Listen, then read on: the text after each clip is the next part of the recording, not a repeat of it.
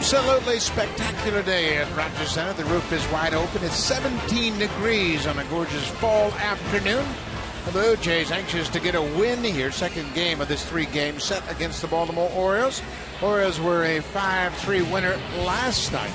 Blue Jays just couldn't hold on to a 3-0 lead.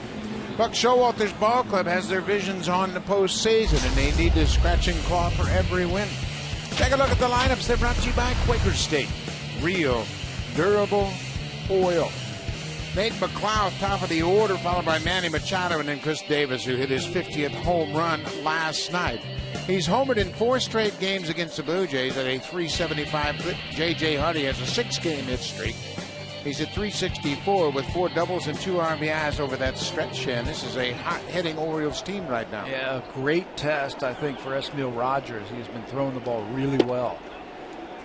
Misses with the first pitch, and we are underway. Talking about throwing really well, we talked about it in the opening, 14 scoreless innings. Last time he gave up a run was Game 1, August 20th in New York in that doubleheader. Gave up a 3-run home run to Cano, and then he was charged with another run when Chris Stewart homered, but mostly his last couple of starts he's been outstanding. McLeod fouls it off. It's 2 balls and a strike. Nate McLeod done a good job for this ball club hitting in the leadoff spot. He has scored 74 runs. He gives the dimension of speed to a team that leans heavily on the home run. And he also plays great defense for this team in left field. Lynn, it's a hot shot. He'll toss to Rogers. 1 out. Take a look at the defense for the Blue Jays. They did not commit an error in last night's game, but they have had a tough season defensively. Good speed in the outfield with Ghost, Rasmussen, Sierra from left to right. Brett Laurie at third base. Jose Reyes is the shortstop. Ryan Goins back at second base starting this afternoon. Lynn's at first, and the catcher J.P. Arancibia working with Esmil Rogers. And we saw Munenori Kawasaki the last couple of days at second base, but Esmil Rogers is a ground ball pitcher with that sinker, so you got to get a little bit more defense on the infield. Ryan Goins certainly has done that. Manny Machado slices it down the right side. This is trouble. That's a fair ball, and it bounces out of play. A ground rule double for Machado, his 50th double of the season. You know what the most impressive thing, I think, with Manny Machado is yesterday didn't have a clue of hitting yesterday. Just had a tough time. 0 for 5, 3 strikeouts. So what does he do today? He comes out, first pitch he sees, he hits an extra base hit. Baseball is a game of what have you done for me lately, and Machado has that ability to just forget about yesterday's game. For a very young player, he has a very short memory, and he can separate offense from defense. His 50th double of the season. So Chris Davis, he hit his 50th home run here last night to center field. Arancibia looked like he got crossed up. I don't understand how you can get crossed up this late in the season. You got a runner at second base, and they use a series of signs, but he was expecting a fastball and got a breaking ball. Watch the reaction. He reaches up and then picks it right off the dirt right there. Yeah, this late in the season and this early in the ball game. They'll get together before the game and they'll go over signs and everything like that. But a cross-up, nonetheless. Game number 147, 148 actually. 1-0 to Chris Davis. Upstairs, it's a ball and a strike. Davis has blossomed as a hitter since he made the trade from Texas to the Orioles. You see his numbers, 50 home runs. He's 7 ahead of Miguel Cabrera. Edwin Encarnacion of the Blue Jays is 3rd on that list. With power plus from Chris Davis, and he doesn't have to pull the ball to knock it out of the ballpark. Speaking of pulling, look at Ryan Goins, the second baseman, how deep he is. That's just to try and keep the ball on the infield if he would hit a ground ball. Keep the ball on the infield so Machado can't score. The ball hit to left field. Long run for Anthony Ghost. This is a great effort, but it's off his glove, and it's a fair ball. Manny Machado comes in with The first run of the ball game, Chris Davis drives in another run. That's RBI number 130 for Chris Davis. You know, and you mentioned the home runs, 50 of them. Well, that's his 41st double right there. Can't defend that. You defend the hard hit ball and the percentages of where he's going to hit it. And I don't think I've ever seen Chris Davis hit a ball down the left field line like that. Great effort by Gose. Comes up short. The Orioles take the quick lead. So Adam Jones, Chris Davis, and Adam Jones have been a terrific 1-2 combination for the Orioles against the Blue Jays. Jones had a good rip. When you look at this tandem, 3 and 4 in the Orioles lineup, and they have done a job against the Blue Jays. You see what they've done this season. They've combined to hit 14 home runs. Yeah. 7 home runs, that's the most by any hitter against the Blue Jays this year. And these two guys hit back-to-back in the order. Not just a great average, 368, 333, but power, production. You really have to be careful when you're facing these two.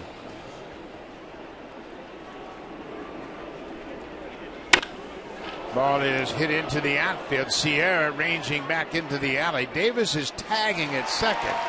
Sierra throws the ball to third, and Davis advances, moves up on the fly ball out. 2 down. Take a look at the scouting report for Esmil Rogers. These are the 3 pitches he's basically going to throw. And mix in a little bit of a changeup also.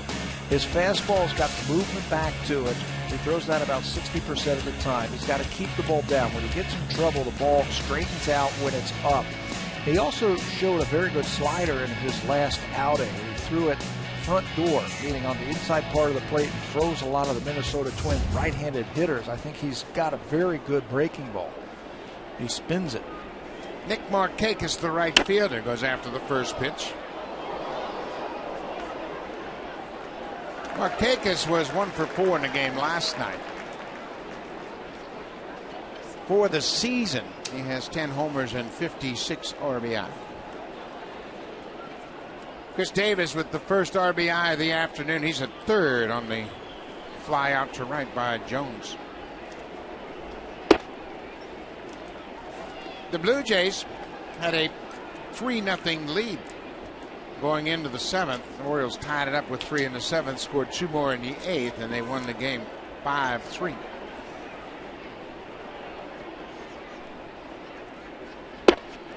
Todd Redmond was great in his effort last night. He came out of the game allowing just 3 hits in 6 and a third, had no walks and 7 strikeouts.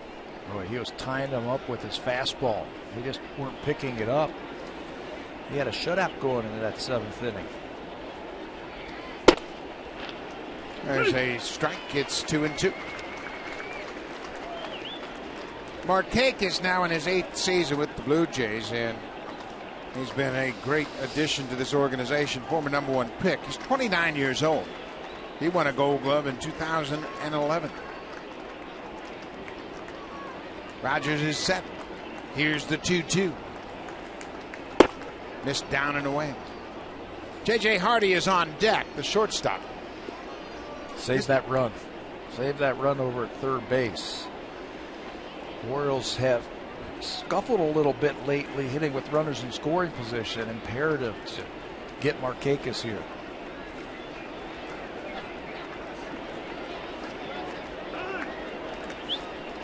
Aaron Seve and Rogers couldn't get their heads together. It took too much time for Markakis, so he stepped out of the box. 1-0 Orioles. Line drive right to the second baseman. That'll end the inning. The Orioles take the lead. 1 run on 2 hits for the Blue Jays. It'll be to the top of the order. Jose Reyes, the shortstop, been swinging a hot bat. Brett Lawrie moves into the 2 spot this afternoon, and Edwin Encarnacion has hit well against Tillman in the past.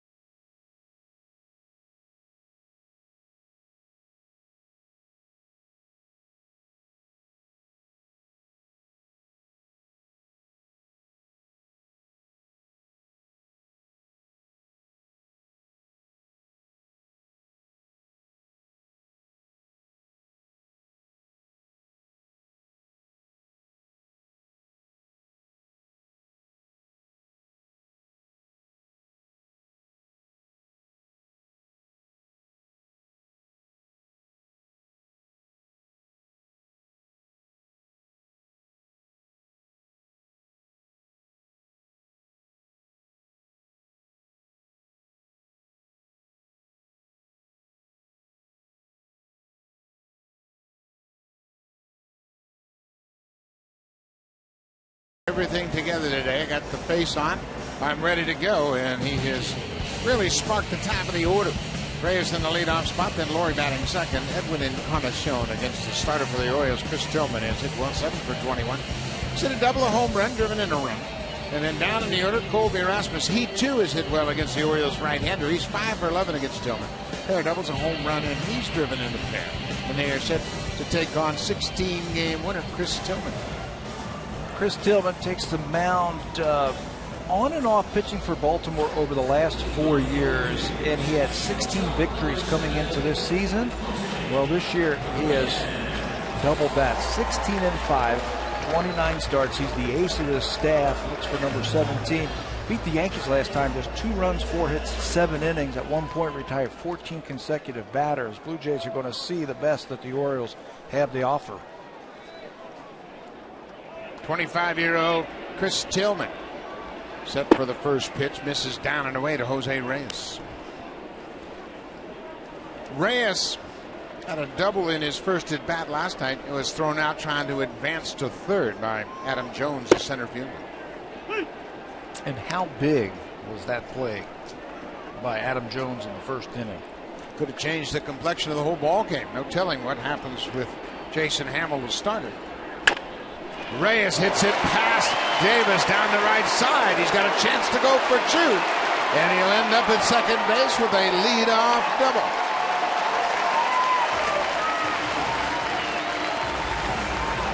Just like last night's ball game, Reyes is going to lead off with the double. He's been hitting the high fastball. This time he's going to hit that good breaking ball right over the top. Curveball waits back and hits it to the glove side of Chris Davis, who just can't come up with it. Slows it down enough to put it in no man's land for Reyes to reach second base. So Reyes ends up at second with his 17th double. That's a good start for the Blue Jays in this ballgame. Got Laurie batting second. Davis just couldn't get a glove on that ball. Laurie takes a good rip. Laurie batting .254 for the season. He's had a nice second half.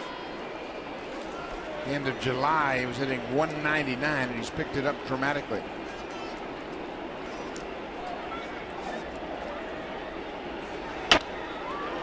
Tillman's ahead. Tillman's going to throw a lot of strikes. He has really refined his delivery to the point where he can repeat that delivery and utilize all 3 of his pitches. Fastball, curveball, slider. And he can do something because of that curveball. He can pitch in the upper parts of the strike zone with that fastball.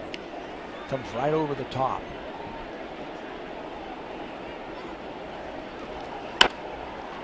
Laurie with 2 strikes. Trying to hit it to the right side. Reds made some dramatic adjustments, and I think it's really been a step in the right direction for him, cutting his swing down with 2 strikes.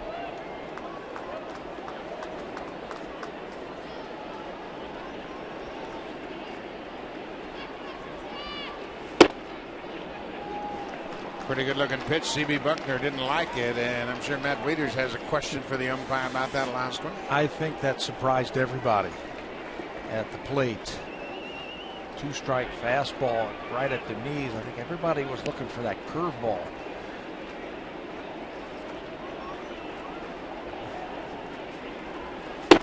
Another fastball in a good spot. Might have been an off-speed pitch. Took something off. Laurie strikes out. Take a look at the defense for the Orioles. It's the best in baseball. Look at the Gold Gloves left to right. McClough, Jones, and Markakis. And on the infield, you're going to see some more Gold Gloves. J.J. Hardy, the shortstop. He's got Machado at third. Roberts up the middle. Chris Davis with just 5 errors at first base. And there's another Gold Glove behind the plate in Matt Wieters. Didn't get a chance to see him yesterday. Back in the lineup today. Only 3 errors all season long. Only A.J. Pierzynski of the Texas Rangers have committed fewer errors. Edwin Encarnacion. Manny Machado across the diamond. Reyes is going to move up to third. Davis didn't even think about a throw. So there's 2 down for Adam Lind, who has a 17-game hit streak against the Orioles. Goes back to September, 29 hits in those 17 ball games. And I like the power. 3 home runs, 9 RBIs, a .439 batting average. Adam Lind hit his 20th home run in last night's ball game. 4 seasons now that he's had 20 or more. The Blue Jays are down by a run. It's 1-0. Reyes at third on the ground out.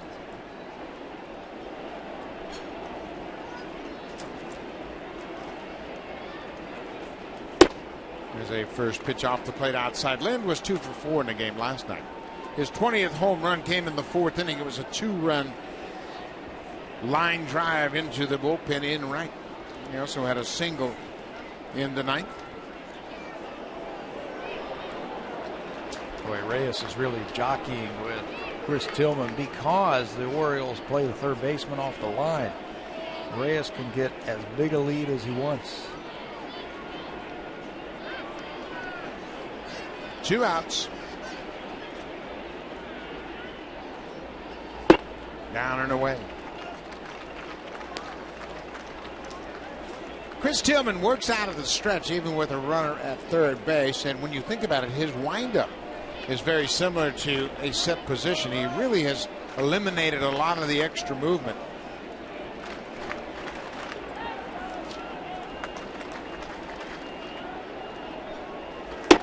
You know, with young pitchers, and I told you when we were starting that it's been 4 years on and off that he has been up and down with the Baltimore Orioles, refining that delivery. Finally this year he found something that works. When we'll watch him out of the stretch, it looks very similar to him in the windup. 2-1, 2 outs. Fastball away. Tillman was one of 5 players the Orioles acquired in a trade with the Seattle Mariners. Eric Bedard went from Baltimore to Seattle. Bedard, the left-handed starter from Navan, Ontario. And the key parts of the trade, Adam Jones and Chris Tillman.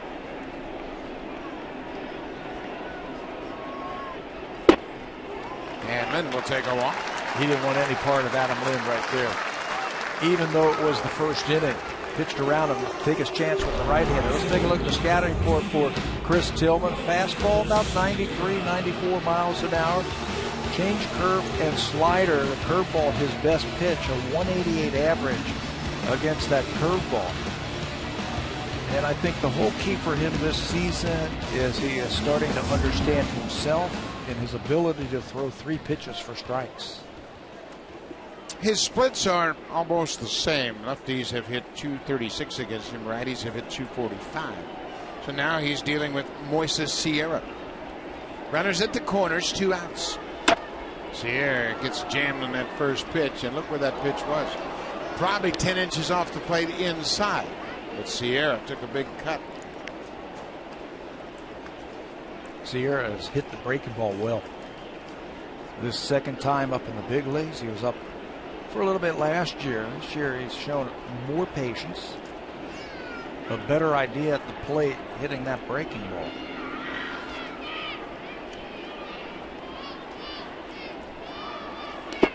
Bounced in front of home plate. Wieters blocks it.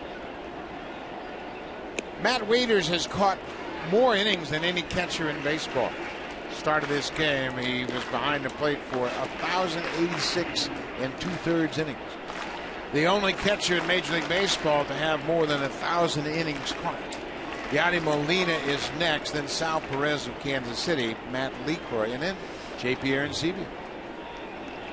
Start number 123 this afternoon. Inside, you can see they're determined to pitch Sierra inside and keep him from extending those arms and getting to that breaking ball. Well, all you had to do was watch the last series that Sierra had against the Los Angeles Angels. He hit the breaking ball to left field, the fastball to right field. 2-1. There's a base hit. Reyes will come in to score. That's going to get past McLaughlin, go all the way to the wall. Here comes Lind. He's around third. He's going to score. And Moises Sierra delivers another RBI double. He has tied it up. He's been an impressive hitter. He has been getting a lot of extra base hits, and they kept trying to crowd him with that high fastball, thinking that Sierra can't extend or get to it, but he crosses them up. Another pitch. Look where this one is, about letter high. And that is a tough pitch to hit on a line. You've got to get your hands and the barrel of the bat up over that baseball, create backspin, which Sierra does. Look where that ball went into the gap, all the way to the wall, allowing Lynn to score. 12 doubles already. 2-1 Blue Jays. Rasmus goes after the first pitch. Brian Roberts from the outfield throws him out. The inning is over, but the Blue Jays have taken a 2-1 lead. Moises Sierra, his 12th double of the season.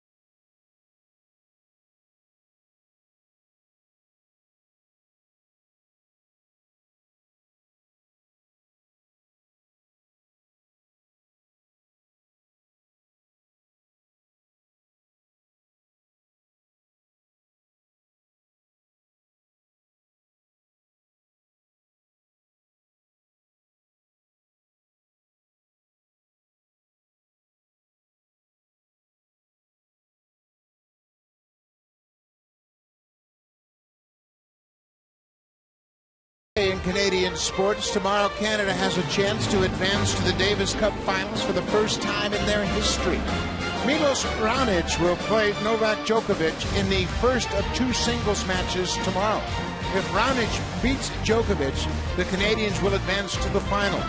Raonic has been bothered by a sore ankle, but he utilized that great serve to win his singles match. Canada won the doubles match today, and tomorrow that first match could send Canada to the Davis Cup finals. Make sure you get up early and check it out.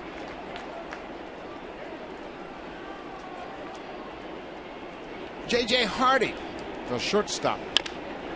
Bouncing ball, big hop for Reyes. He waits on it, has plenty of time, one man.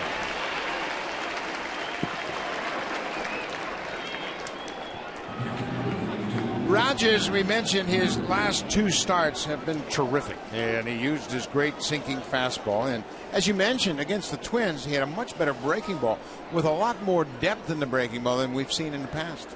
Froze a lot of the right-handed batters for the Minnesota Twins, I thought. Slider was good. And Pete Walker told us that. He said his breaking ball is really coming along. He's really happy with it. He just wants to see him use it a little bit more. Matt Wieters did not play in yesterday's game. 229 for the season.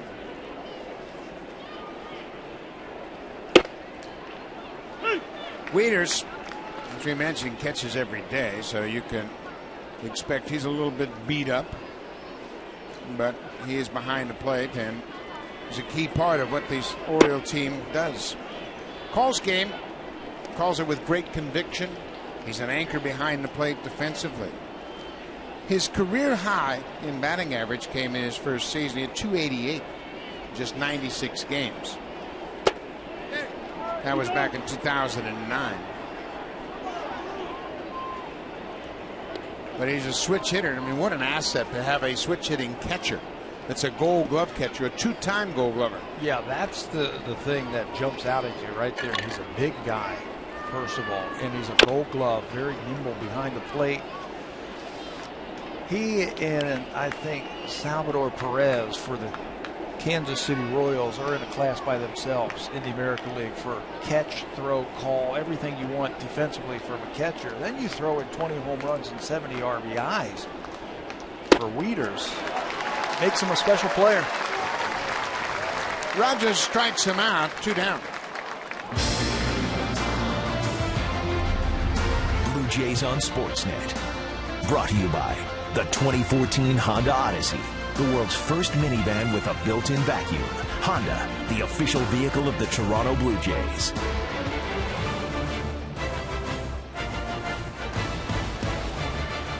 Danny Valencia, the DH. Valencia had a big hit, RBI single in the 8th inning. Drove in the second run of that inning and was a big insurance run for the Orioles. He was 0 for 3 up to that at bat and looked overmatched. But he got a big hit, threw him a high fastball, and he drilled it to center, pick up the RBI. Looked overmatched on a couple of breaking balls down and away. And tried to climb the ladder, just didn't get it up high enough, and Valencia was able to get on top of it. Another breaking pitch off the end of the bat. Rogers, we mentioned a full complement of pitches, and I think the more he starts, the more confidence he'll gain in each of those secondary and third pitches. 1-2. Breaking ball. Laurie waits on it at third. Across the diamond, easy inning for Rogers. He retires the Orioles in order. Would go to the bottom of the second. Blue Jays have a 2-1 lead.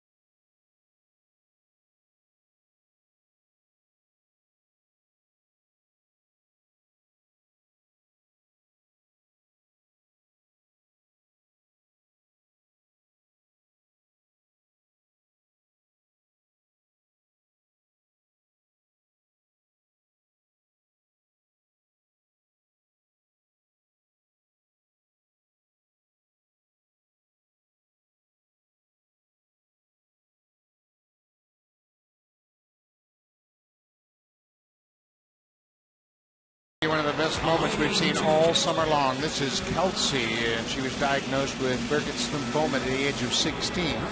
And during her visit to Sick Kids Hospital, Kelsey was hosted in the Jays Care Community Center, and she became a huge Blue Jay fan, and Brett Laurie is her favorite Blue Jays player, so Kelsey got to throw out the first pitch to Brett Laurie. Ricky Romero, Mark Burley, and Todd Redmond also presented Kelsey with some flowers before the game.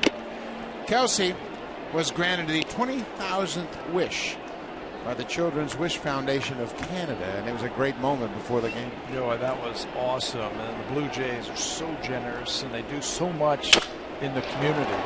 Broken bat. J.J. Hardy backed up, throws out J.P. Arancibia, 1 down here in the second. The Blue Jays have always been very active in the community, and the players have been very supportive of their efforts. And Kelsey today in attendance, and she was very happy when she walked off the field with several bouquets of flower and an autographed baseball from her favorite, Brett Laurie. Ryan Goins Did not play in the game last night, did not start in the game, came into the game defensively in the 7th. And Goins got his first look at Tommy Hunter. And Goins got some fastballs and flied out to right. Hunter was bringing it last night. Almost hit triple digits last night. Saw a 99 thrown up there. Full complement of pitchers in that bullpen also for the Baltimore Orioles as they try to make it to the playoffs. Goins fouls it back, and when you look at Chris Tillman, we mentioned how his windup was not that much different than his set position. He actually puts his right foot on the rubber as if he was going to pitch out of the stretch, and then the windup is very abbreviated. That whole idea where that came from, Rick Adair, the pitching coach, wanted to simplify things just a little bit for Tillman. When he was younger, there were a lot more moving parts in his windup. This is very simple.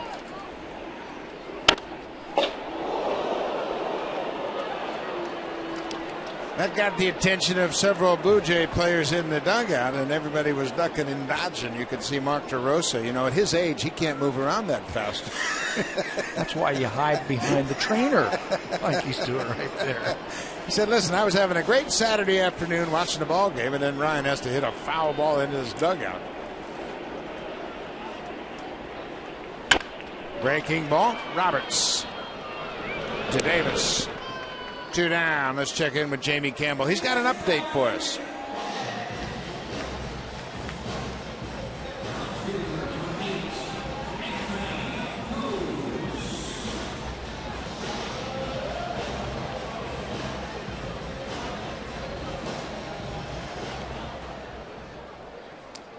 Of course, Djokovic just lost to Rafael Nadal in the U.S. Open in New York, so he'll be supercharged to lead Serbia.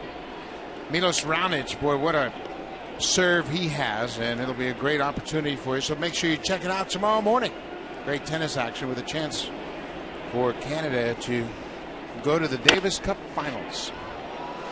Do you think you or I could handle one of those serves? No, I know I couldn't. You couldn't? No, I've played tennis with a couple of tennis instructors. No chance? No. Then I have no chance. No, I mean, he hits it up to 200K. It goes by you. Looks like a Nolan Ryan fastball. I can relate to that. Yep. He had a couple in his match yesterday that had so much topspin on, like a second serve. His opponent couldn't even make contact. Swing and a miss. Off the glove of Davis. Anthony Gose is headed towards second. He might not stop there. Here he goes around the bag. He's going to end up at third. Terrific speed. Anthony Gose goes all the way home to third. You know, that was pretty fast. That ball was hit like a rocket by Gose, and he's starting to square up that ball a little bit more consistently. But once it got by Davis, you said 2 for sure, maybe 3, but he's so fast. Track the ball down the right field line, and then you look up, and he's already at second base. He had that right in his mind. No need for a third base coach when that plays in front of you like that, and you can run that fast. 4th triple of the season for Anthony Gose. Top of the order, Reyes doubled his first time up. Boy, when Anthony Gose gets on base with an extra base hit, he is fun to watch. It's a lot like watching a player that you and I used to watch, Willie Wilson. Willie Wilson could really run, and nothing finer than watching him leg out a triple. Reyes pops it over the screen, out of play. It's a ball on the strike. Blue Jays lead it 2-1.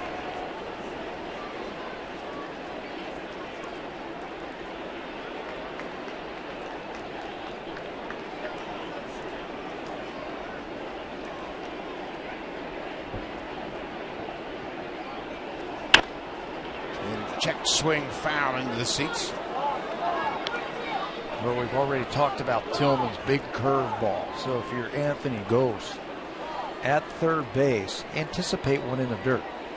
Tough to get it by Wieters, but it doesn't have to go to the backstop when you've got that kind of speed. Gross broke down the line. Kilman never flinched. Reyes gets a piece of it. He stays alive.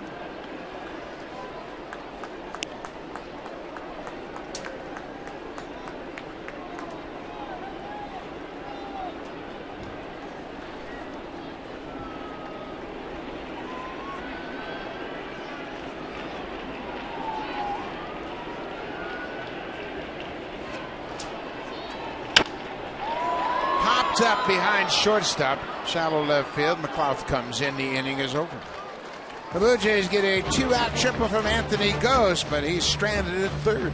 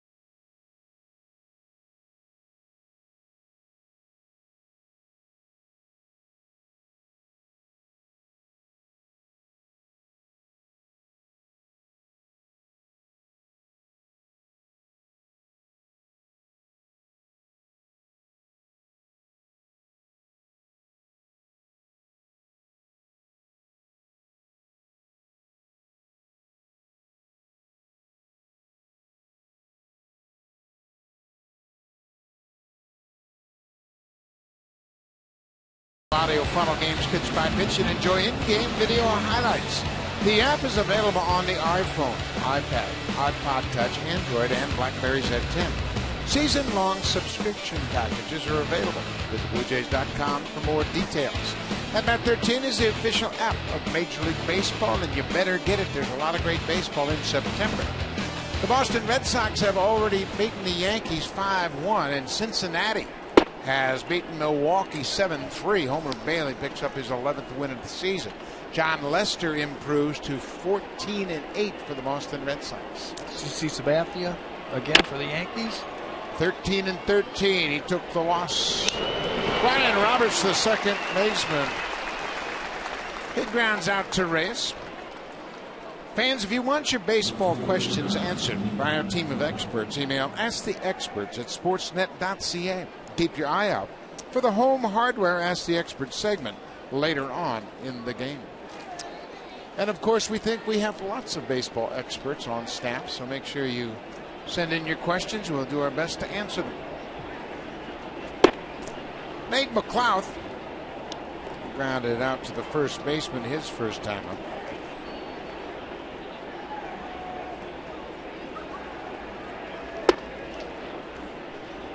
Two-no.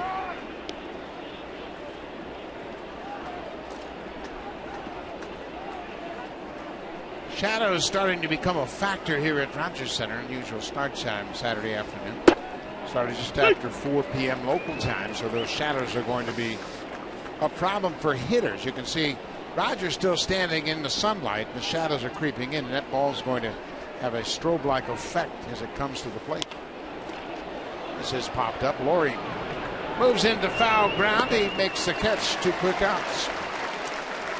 Manny Machado is making a bid to win his first Gold Glove. He has had a Gold Glove caliber season defensively. Well, he's been doing this against the Blue Jays since he was brought up. He robs J.P. Arencibia here, extra bases. He goes to his right on a hard hit ball. Now this little blooper. He takes that one away from Reyes and then robs Encarnacion by diving to his left. There isn't a play on the field that he can't make. And you were telling me before the game that Buck Showalter had a unique insight in the Manny Machado yesterday. Yeah, as good as Machado was, Buck Showalter thought it was even better than what we saw because Machado had a terrible day at the plate. He was 0 for 5 with 3 strikeouts and never took his bat to the field with him. This ball is drilled to left field. Anthony goes back, looking up. Home run Machado. After an 0 for 5 yesterday, he is 2 for 2 with a double and a home run. Manny Machado has tied it up. That is impressive for a young player. Yesterday, he looked bad. 3 strikeouts. Todd Redmond really made him look bad. Never took it into the field. Forgot about it, and here he is today. Doubles down the right field line his first time up, and then hits a hanging breaking ball to left field. One of the best young players in the game. Manny Machado. He's got a short memory. Not even thinking about it. 0 for 5 yesterday. He's 2 for 2 so far today. Well, I wish I could have done that. This guy was born to play the game of baseball. Head down, short swing, flat, and through the baseball. Chris Davis swings at the breaking ball. Davis picked up an RBI in the first with a bloop double down the left field line. That was his 130th RBI of the season.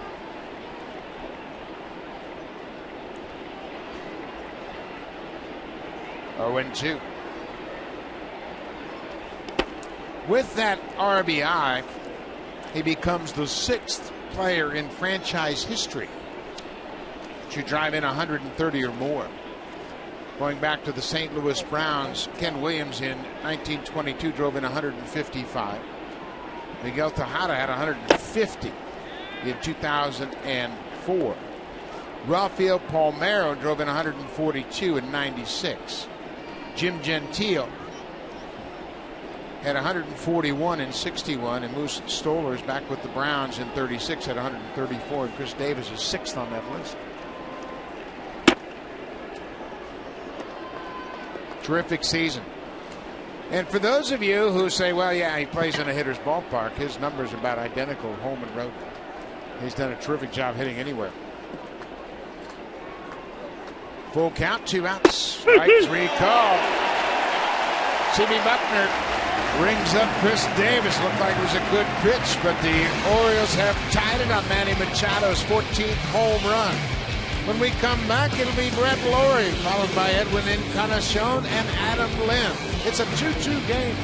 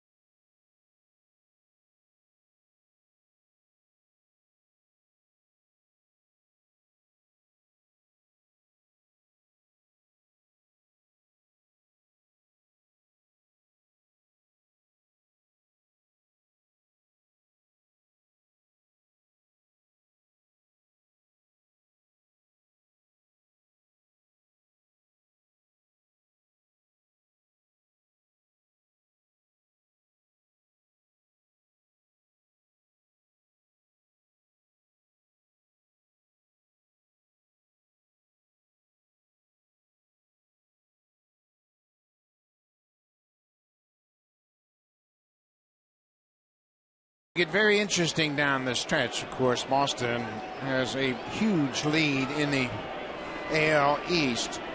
Tampa Bay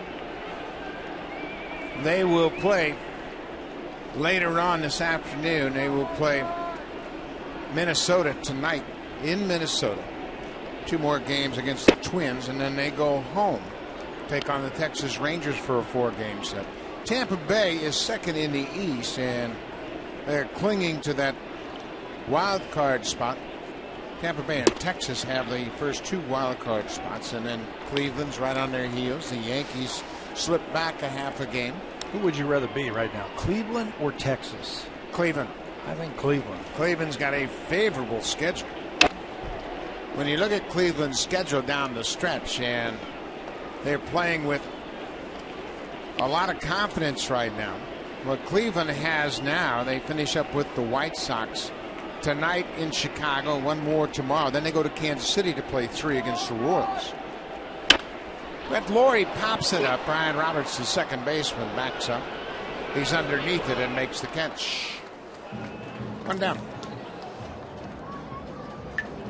Save during the plumbing, heating, and electrical expert sale only at Home Hardware and Building Center locations. Homeowners helping homeowners with expert advice.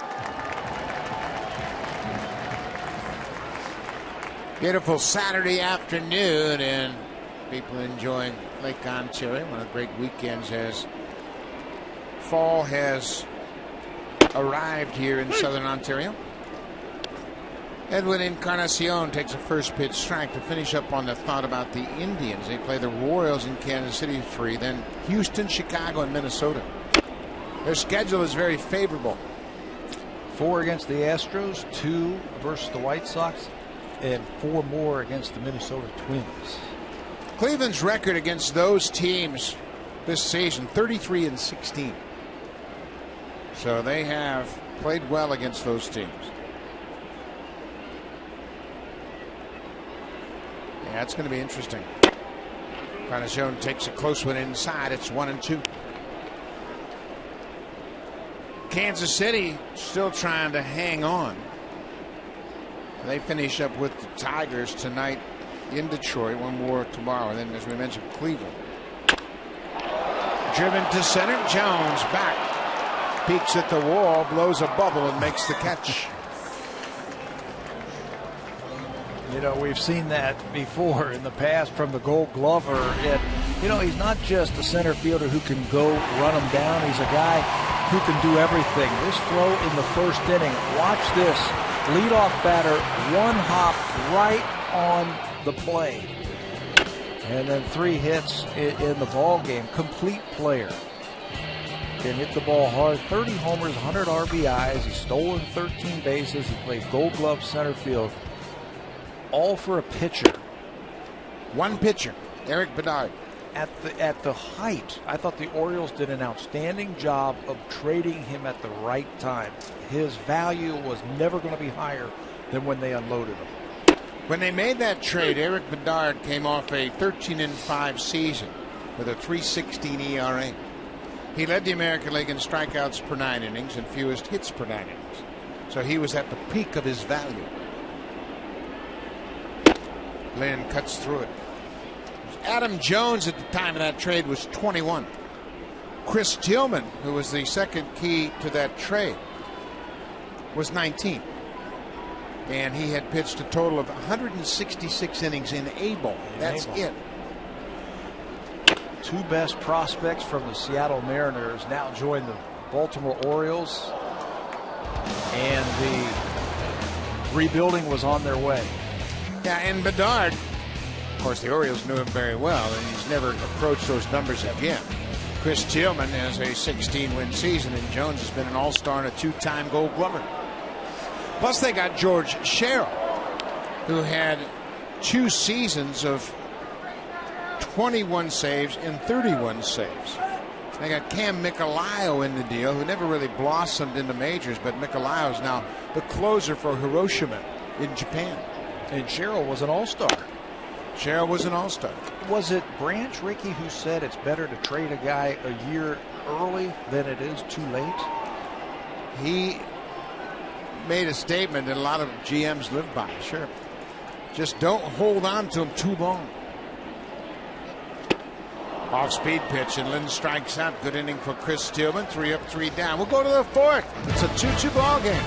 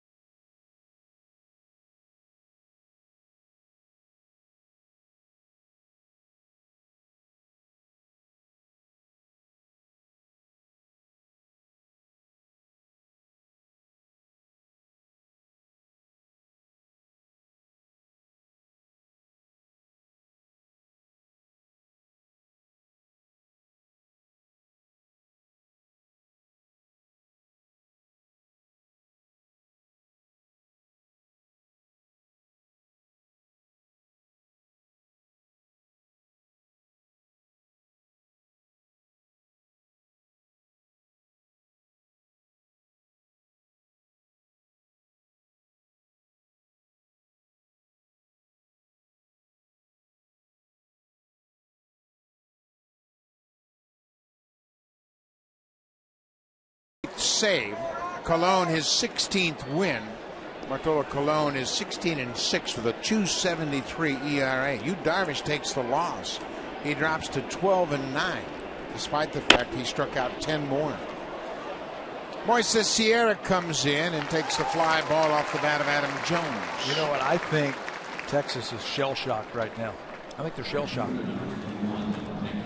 Last night they got behind by a lot by Oakland, came back and didn't come all the way back, ended up losing that game. They lose again today. From there, they have to go on the road and play the Rays 4 games, Texas and Kansas City. Yeah, it's not going to be easy for them. They got one more game against Oakland, then they go Tampa Bay for 4, Kansas City for 3 on the road. They finish up with Houston at home for 3 and the Angels at home for 4. And we just got a good taste of what the Angels are all about. They're trying to really play the spoiler role, and they would like nothing more than to knock Texas off. And they're playing their best baseball right now this season.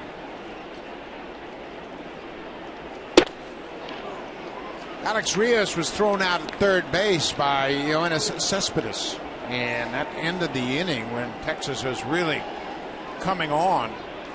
And that was a crucial out. Cespedes is playing very well. But in that situation, Texas had scored 6, and Rios made the last out of the 8th inning. Save during the plumbing, heating, and electrical expert sale only at Home Hardware and Building Center locations. Homeowners helping homeowners with expert advice.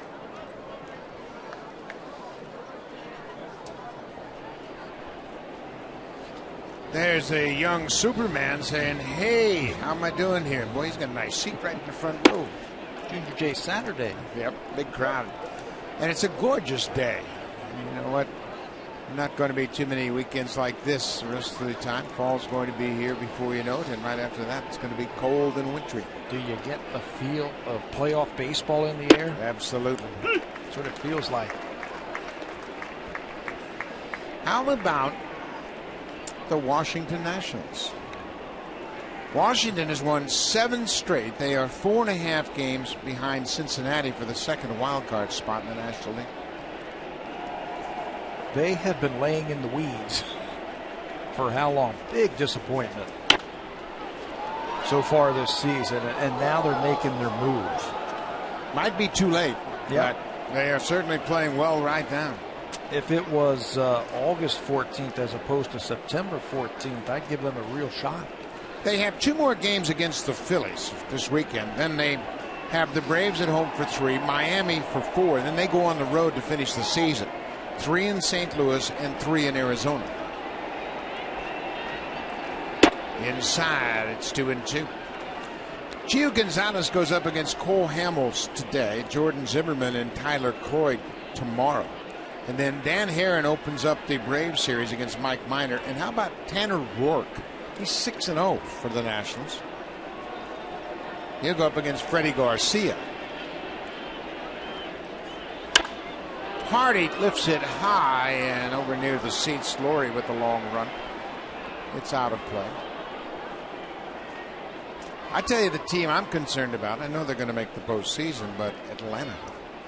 Oh, okay, yeah. 88 and 59, 10 games ahead, so they'll make the playoffs. But they've got a lot of players out, and their pitching staff is suspect.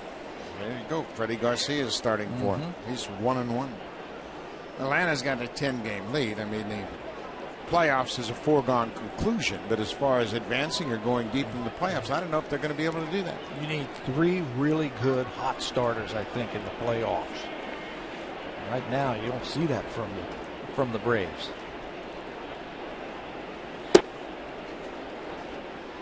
Pretty good pitch downstairs. It's a full count to J.J. Hardy, the shortstop. It's a 2-2 game. Esmail Rogers and Chris Tillman have both allowed 3 hits.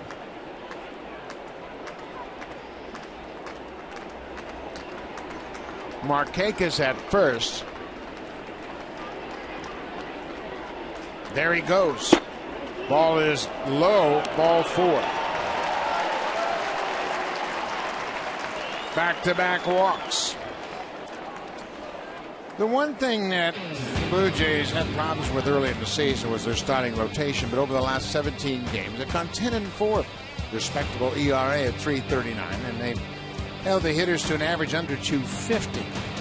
But do you factor in that it's after the fact? The fact that they're just winding down the season, there's nothing to play for, and is that taking the pressure off the starters? I think that's some of it, but still going to go out there and compete. I think they've just been inconsistent all season long.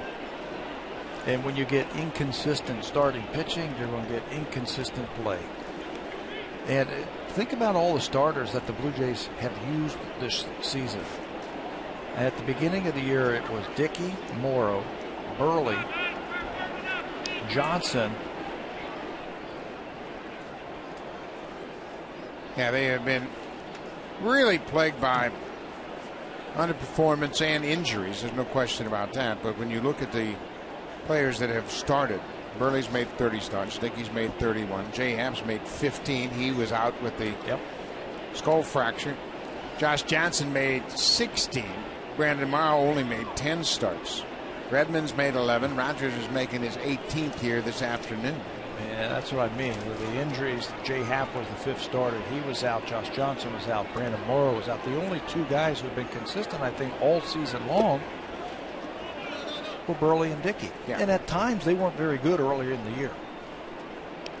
Well, Dickey has pitched well, as has Mark Burley of late. And they're going to get to their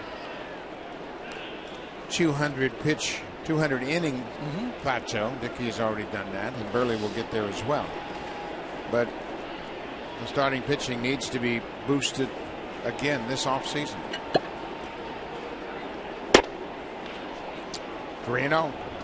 2 walks in the inning after Jones flied out. Markakis walked, and then J.J. Hardy walked, and now Wieters has a 3-0 count. I think Esmail's aiming it right now, trying to throw that perfect pitch instead of just letting it go.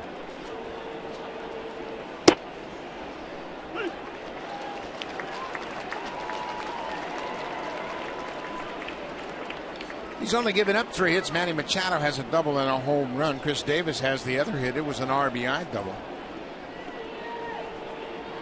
3-1 to Wieters. Up the middle, base hit. Markakis is being waved around third. Rasmus will throw the ball toward third. J.J. Hardy goes first to third, and Wieters delivers a 3-1 RBI single. And the Orioles have taken a 3-2 lead. You fall behind good hitters, and you got to come in there with a fastball, and they're going to hurt you. It looked like he was trying to get the sinker to get the ground ball. You can see it's up, and with the infield pulled around for Wieters, he comes up with the base hit. J.J. Hardy, good job going first to third on that single to center field. Wieters picks up his 72nd RBI of the season. Markakis scores, and J.J. Hardy goes first to third. Danny Valencia makes that breaking ball for a strike.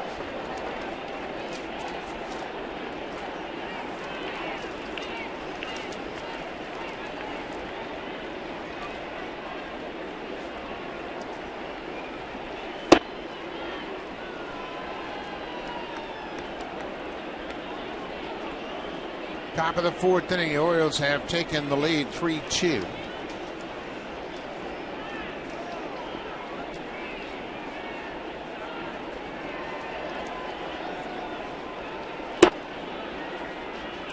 Inside. 2 balls and a strike, still 1 out.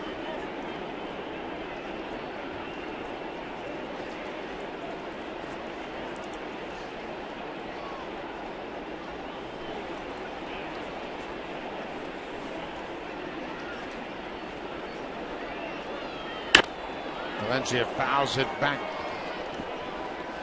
Chad Jenkins, the right-hander, is starting to throw for the Blue Jay. You can see Pat Henkin letting the bench know that Jenkins is ready.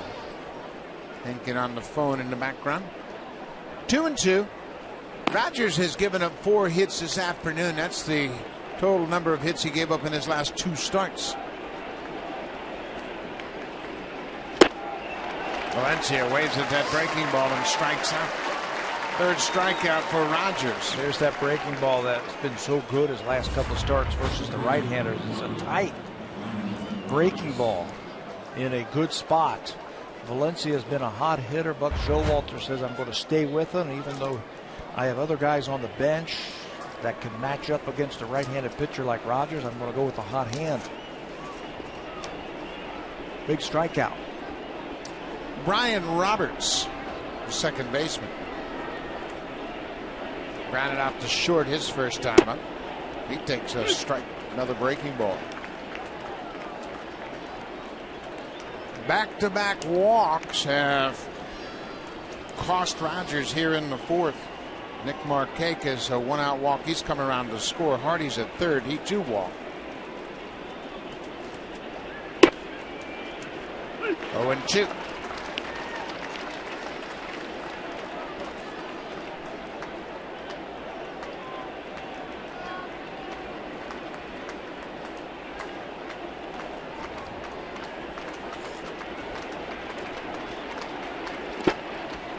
Sebia smothers that ball, keeps it right there by home plate. 1-2. JP Arencibia, we mentioned he has been a workhorse for the Blue Jays. Arencibia making his 106th start behind the plate. That's the 7th most starts for a catcher in all of baseball. Up and away, 2-2.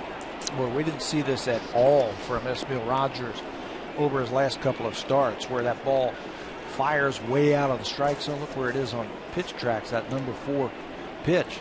He kept the ball down. He used all of his pitches, but right now, coming out of his delivery is a little bit too quick. Breaking ball bounced in the dirt. His last 2 starts, in which he was dominant, both on the road against Arizona and Minnesota. Certainly not the same type of lineup he's dealing with here against the Orioles. And you knew that it would be a big test against the Orioles. A very good hitting ball club. Orioles 4th in the American League in hitting, number 1 in home runs. So got to be a little bit more careful. They're a little bit more dangerous. Brian Roberts playing in just his 65th game of the season. Full count. There goes the runner at first. Wieters is off on the pitch, and Roberts fouls it off.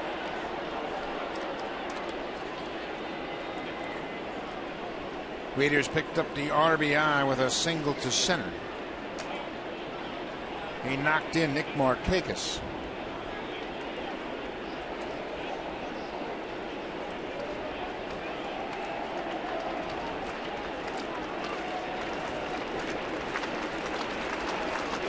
Another 3-2 pitch. There goes Waiters, and another foul into the seats. The Orioles haven't had Brian Roberts for the most part over the last couple of years. We had some big years, big seasons for the Orioles. You make a mistake and he can pop one. Just over 200 at bats this year. He's got 5 home runs. Roberts has played just 179 games over the last 4 seasons.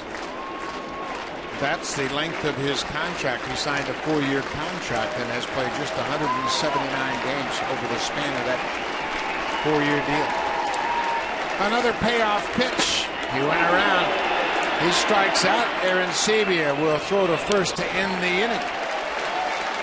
But Matt Waiters has given the Orioles the lead in RBI single to center. Sierra will lead things off when we come back.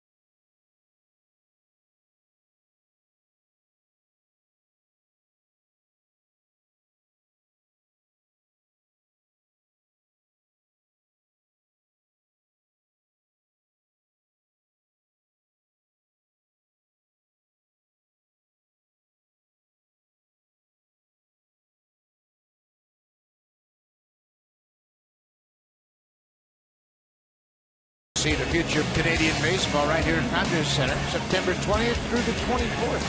Blue Jays Hall of Famer Roberto Alomar will host a showcase baseball tournament at Rogers Center, highlighting some of Canada's best amateur baseball players with college eligibility. Tournament passes are now available at bluejays.com/12. Check it out, Tournament 12 right here at Rogers Center, September 20th through the 24th. Should be a lot of fun, and I know Robbie is really fired up for this. We're going to see some good players there. A lot of college coaches are going to be there to scout. Andrew Albers, who just pitched against the Blue Jays in Minnesota, was a Canadian who went to a U.S. college, played at the University of Kentucky.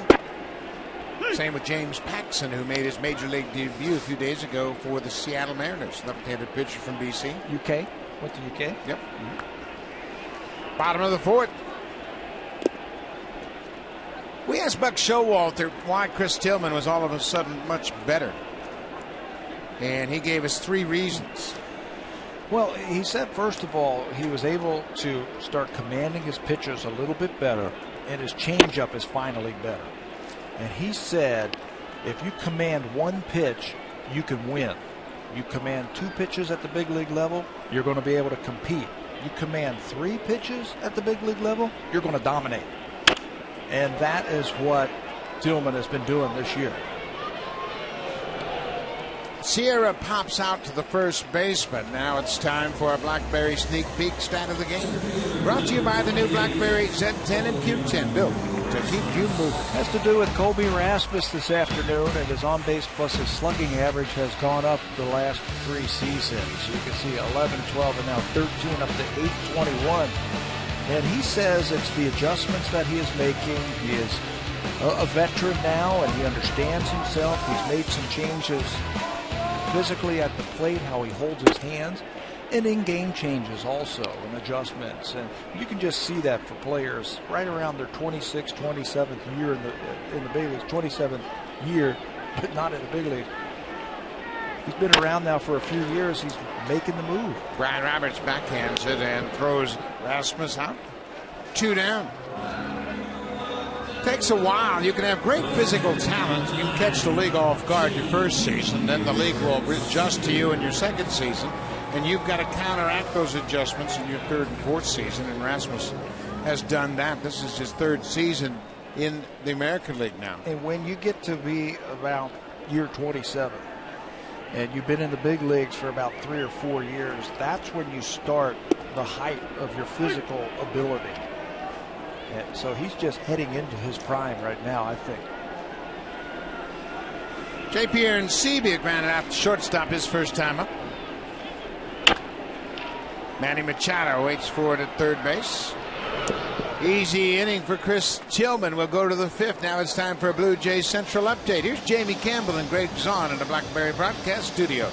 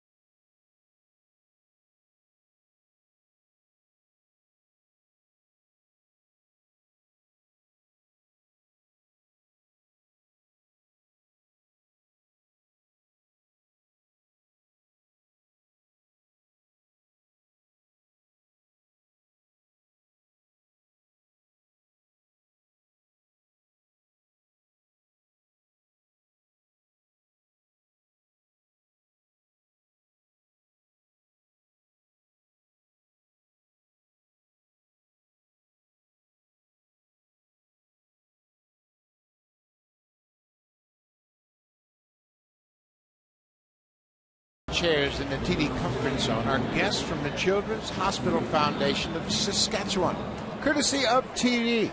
Welcome to the ballpark, and you got a gorgeous afternoon for baseball. While over in the Jays Care Community Clubhouse are folks from the Boys and Girls Club of London. Hope you're enjoying the game and have a great time. And it is a spectacular day to be here Saturday afternoon at the ballpark. How do you beat that? Nate McLouth, leadoff hitter. Esmail Rogers trying to get settled back in. He's given up single runs in the first, third, and fourth. Orioles have a 3-2 lead.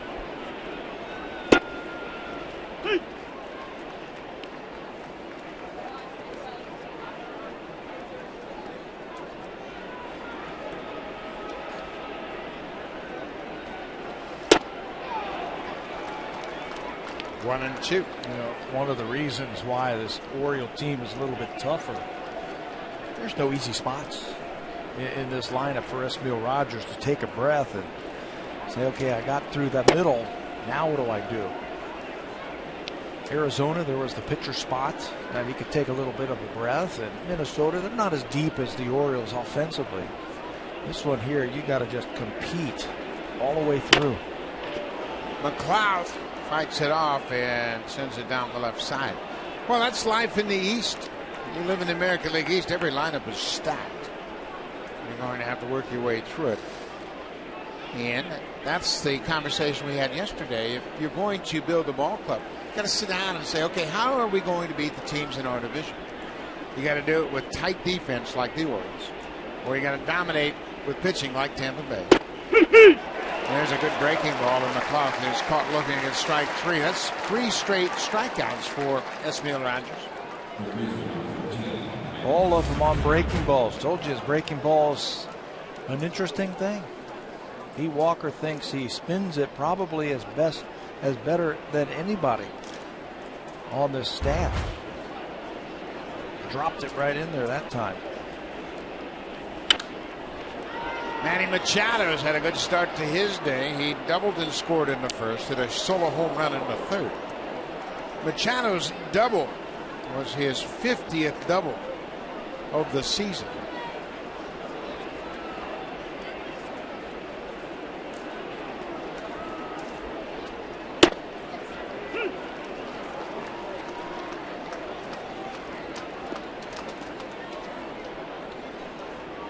Machado was named to the All-Star team this year's first All-Star game, and I'll say this, his first of many. Won't be his only one. No.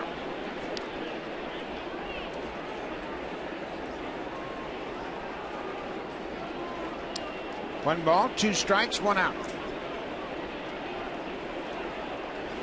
You know, the reward from having some bad seasons for the Baltimore Orioles, you get those high draft picks. And they haven't missed over the last couple of seasons. They have done a good job of scouting and now developing some of their higher draft picks. They've made some good baseball decisions to turn things around over the last couple of years. Manny Machado was a 3rd pick overall 2010. Nick Markakis was a 1st-round pick in 2003. Weeder's a 1st-round pick in 2007. Machado strikes out. That's 4 in a row for Rogers. So with 2 outs, Chris Davis will come to the plate. He has doubled, knocked in a run, and struck out. But what a combination of home runs and doubles. 50 home runs and 40-plus doubles during the season. It's happened just 3 times, and the list is impressive. Big sluggers. Babe Ruth, obviously, Albert Bell in his big year in 1995. And now this year, Chris Davis. Well, Davis is retired on 1 pitch. Rogers has a good bounce back inning. 3 up, 3 down with a pair of strikeouts. We'll go to the bottom of the 5th. Blue Jays trail by a run.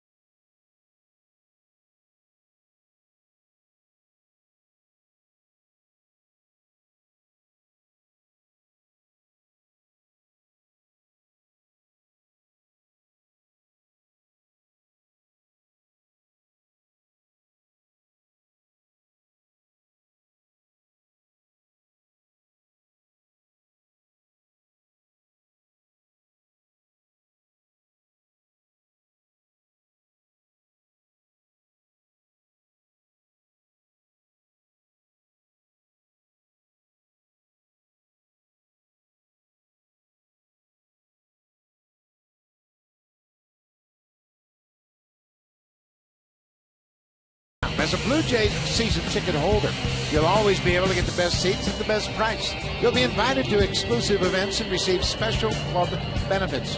Make sure you call the Blue Jays to check it all out at 416-341-1234. Or you can log on to BlueJays.com to order your season tickets for the 2014 Blue Jays season. Great atmosphere every Saturday. Junior Jays certainly add to the atmosphere. It's a gorgeous September afternoon. And a good ball game. 3-2 Orioles lead. For the Blue Jays, it'll be 8-9-1. Ryan Goins will lead things off. pitchers are starting to settle in, it seems like, in this ball game. Esmil Rogers seems to have found his breaking ball. Ryan Goins hits it to right field. Markakis backs and makes a play. One down. Save during the plumbing, heating, and electrical expert sale only at Home Hardware and Building Center locations. Homeowners helping homeowners with expert advice.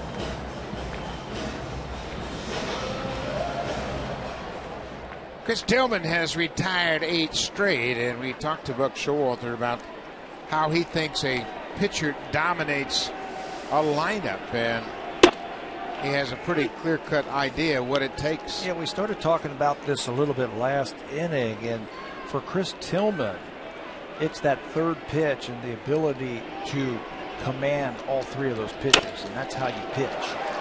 Anthony Gose sneaks one through the infield for a base hit. Gose is 2 for 2. For Tillman, we talked about it at the beginning, and it's taken him about 4 years of bouncing back and forth from the minor leagues to the big leagues to command all 3 of those pitches. And Buck was telling us, you command that one pitch and you can compete at the big league level. If you are able to command 2 pitches here at the big league level, you're going to win. And if you command 3, you dominate. You dominate, and that's what we're seeing this season from Tillman. He's getting his breaking ball over, and he's getting his changeup over and using it. Anthony Gose with a big lead at first. But that's a great approach for pitchers. You just think about it. If I can command my fastball, I can compete. If I can add a secondary pitch, now I've got a chance to win. But 3 pitches and command, I can dominate a lineup. You know, it's very interesting. Always is when you see young pitchers first come to the big leagues, and you see their stuff. And there are some pitchers that come up and you go, wow, his stuff is outstanding, but they never learn how to pitch.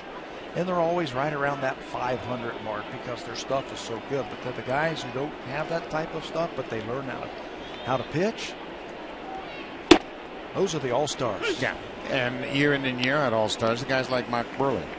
Guys that just continue to throw 200 innings every single year because he learned what he was. He wasn't about embarrassing hitters by overpowering him. He was about getting them out. He wanted to get out there and get back in the dugout as quickly as possible.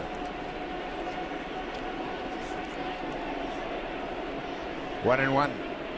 There goes Gose. Wieters with the throw right on the money. Wow, what a throw. 2-time Gold Glover Matt Wieters, big guy, he's 6'5". But boy, can he move around behind the plate. Quick feet, quick release, and an accurate arm. If you're a middle infielder for the Baltimore Orioles, just put your glove right at second base like Roberts did and let the guy slide right into you. Look how quick he is. Comes out of the chute, quick feet. The ball is right on the bag. All Roberts has to do is catch it and let the runner slide into you. And you're catching a guy who's pretty quick. Yeah. And he threw him out easily. 2 down. Reyes hits it on the ground.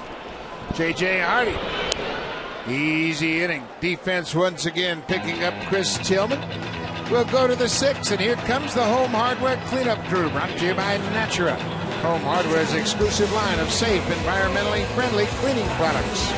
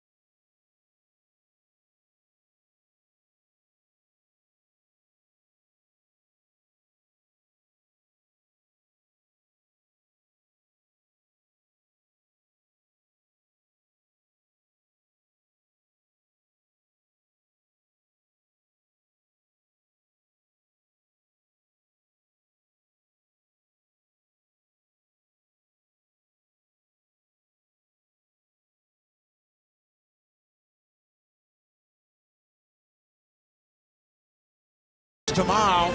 Davis Cup semifinal action. Milos Raonic will take on Novak Djokovic in the first of 2 singles matches. If Raonic can beat Djokovic in that first match, Canada advances to the finals for the first time in Davis Cup history. It all continues tomorrow at 8 a.m. Eastern, 5 a.m. Pacific. Make sure you check it out. Great tennis action. It'll be a historic day in Canadian tennis.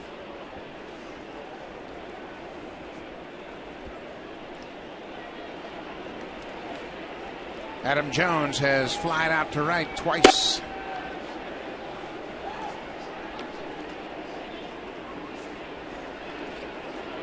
Orioles have a 3-2 lead. Hits are even at 4 apiece.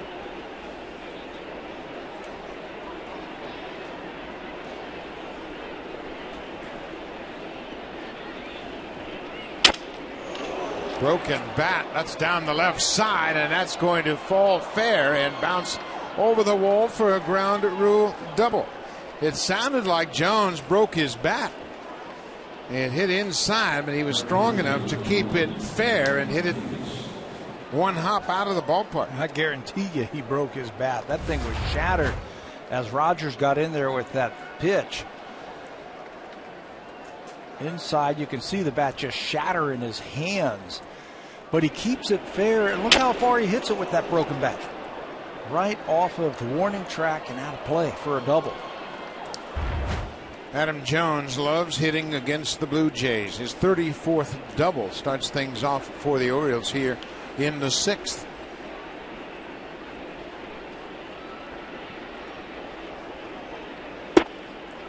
That's the 10th career double Jones has hit here in this ballpark.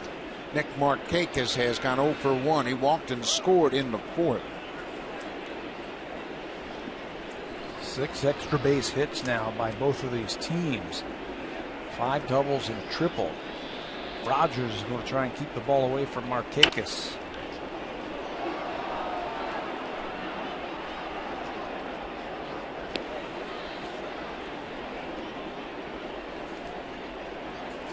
Jeremy Jeffress starting to loosen up. Chad Jenkins was up earlier. He has taken a seat. Now Jeffress gets up. John Gibbons has a lot of options down in that bullpen for sure.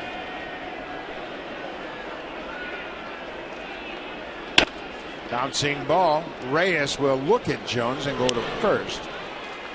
Jones got a good break. 1 out. Let's check in with Jamie Campbell.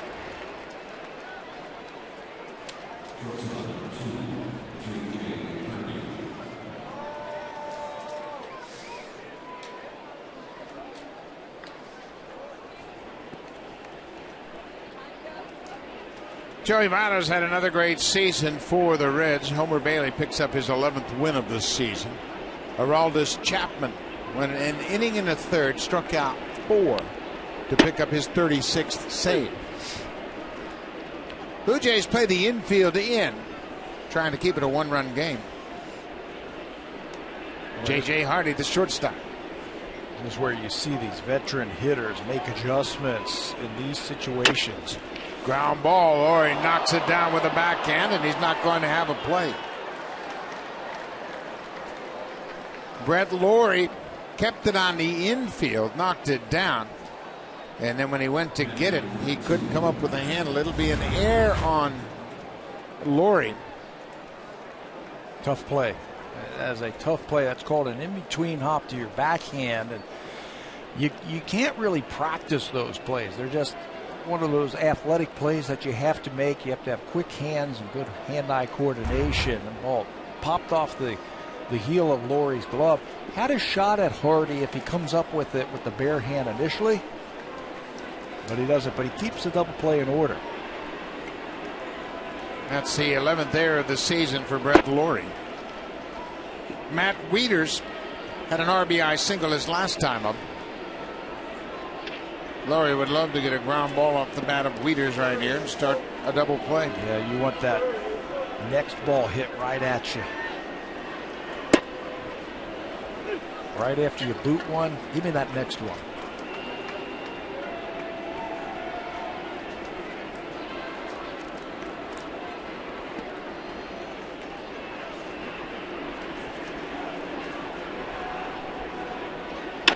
Wieters fouls it into the seats.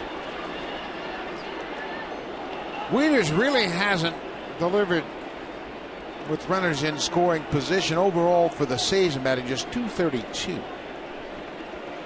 Right at his season batting average. But he's driven in 72. He had a lot of opportunities. Waves at that off-speed pitch and got a piece of it to stay alive. They said no foul tip. Buckner calls him out. It looked like it was going to be a foul tip, but he strikes out. Another strikeout for Rogers. That's 7 now for Esmiel. And again, off the breaking ball, he put it in a good spot. The fastball in his mind, then got him out with the breaking ball. Well, Danny Valencia, the Blue Jays have handled him easily when they throw him breaking balls. Keep the ball away from him. The only time he did any damage, he got a fastball up out over the plate in last night's game in the 8th inning and had an RBI single. So throw it to him. He's got to make you change. Yeah, and the way he is swinging right now, he's not changing at all. Thought that Buck Showalter might bring in a left-hander right here. He's got 4 lefties on the bench and 2 switch hitters, knowing that's a big run out there. And it's not like it's a key defensive position as Valencia's the DH. Yeah. Got a runner at first base, so you got a little hole to shoot from if you put a lefty up there. But you mentioned it right off the top. Buck Showalter's got a lot of confidence in Valencia right here. You see the left-handed hitters, Clevenger, Dickerson, Flaherty, and Dan Johnson. And then 2 switch hitters in Wilson Betterman and Alexi Casilla. Breaking ball. The runner is going to second. Aaron Seavey went down. He had to block the ball first and foremost. So J.J. Hardy will pick up a stolen base, just his 2nd of the season. But now there are 2 runners in scoring position against Esmiel Rogers. He has thrown 100 pitches. Slider has been a big pitch for him this afternoon. 7 punch outs. He got Valencia last time with a couple of runners on. 1-2. Breaking ball pulled to Laurie. He will get the chance to redeem himself and does. The Orioles leave a pair. We'll go to the bottom of the 6th. It's a 3-2 Baltimore lead.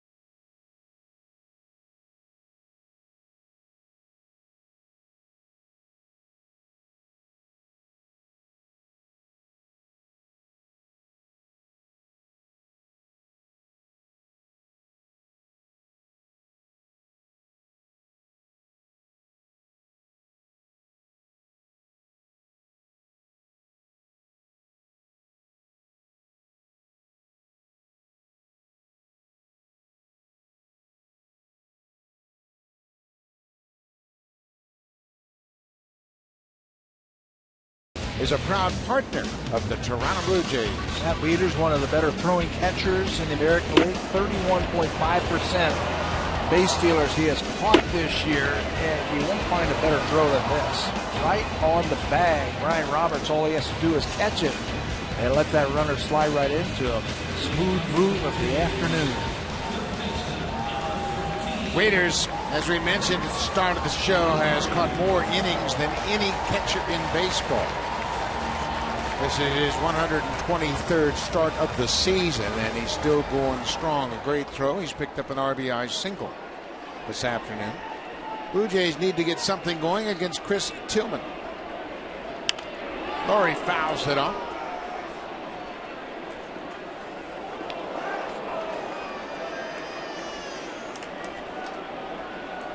We mentioned Wieder's defensive skills, and he's got 2 Gold Gloves, but I think he's even more valuable for the confidence he gives to his pitchers. I asked Chris Tillman after one of his good starts earlier in the season, I said, you didn't shake off Wieder's once in the whole game. He goes, why would I? He's better prepared than I am. Just concentrate on making pitches, huh? There's a line drive, base hit into center. Laurie gets it going with a leadoff single. This copyrighted telecast is presented by authority of Rogers Blue Jays Baseball Partnership. It may not be reproduced or retransmitted in any form, and the accounts and descriptions of this game may not be disseminated without the express written consent of Rogers Blue Jays Baseball Partnership. There's a young guy having a great time at the old ballpark, sitting in the first row, keeping a close eye on the Blue Jays. Brett Laurie with a leadoff single. Edwin Encarnacion.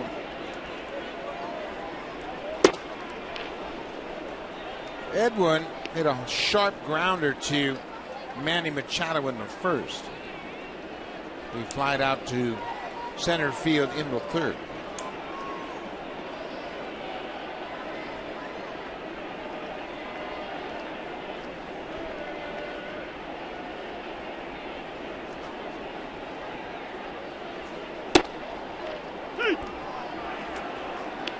When Wieters gives a sign to a pitcher, he puts the signs down with conviction. And that just gives the pitcher so much confidence that Wieters has really cleared his mind. No hesitation whatsoever. It gives a great target. And soft hands. Wieters played at Georgia Tech. And another pretty good catcher that came out of Georgia Tech a little bit ahead of Matt Wieters, and that was Jason Varitek.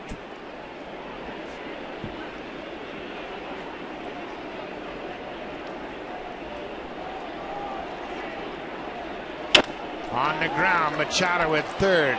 Second for one, and Laurie does a good job taking the feet out from under Brian Roberts.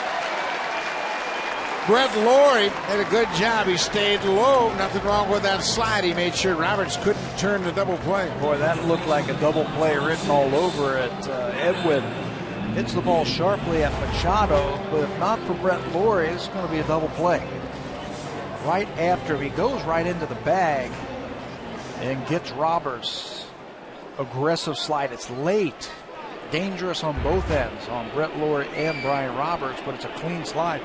The team, the Orioles, we talk about their great defense we have for the last couple of days. They've turned 148 double plays, third most in the American League. Adam Lind has walked and struck out.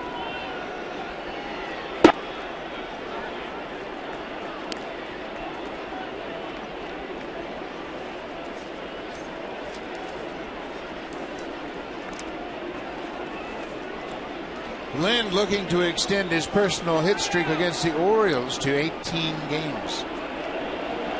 He extended that hit streak yesterday with 2 hits and 4 at-bats. Bottom of the 6th inning, Blue Jays trailed by a run.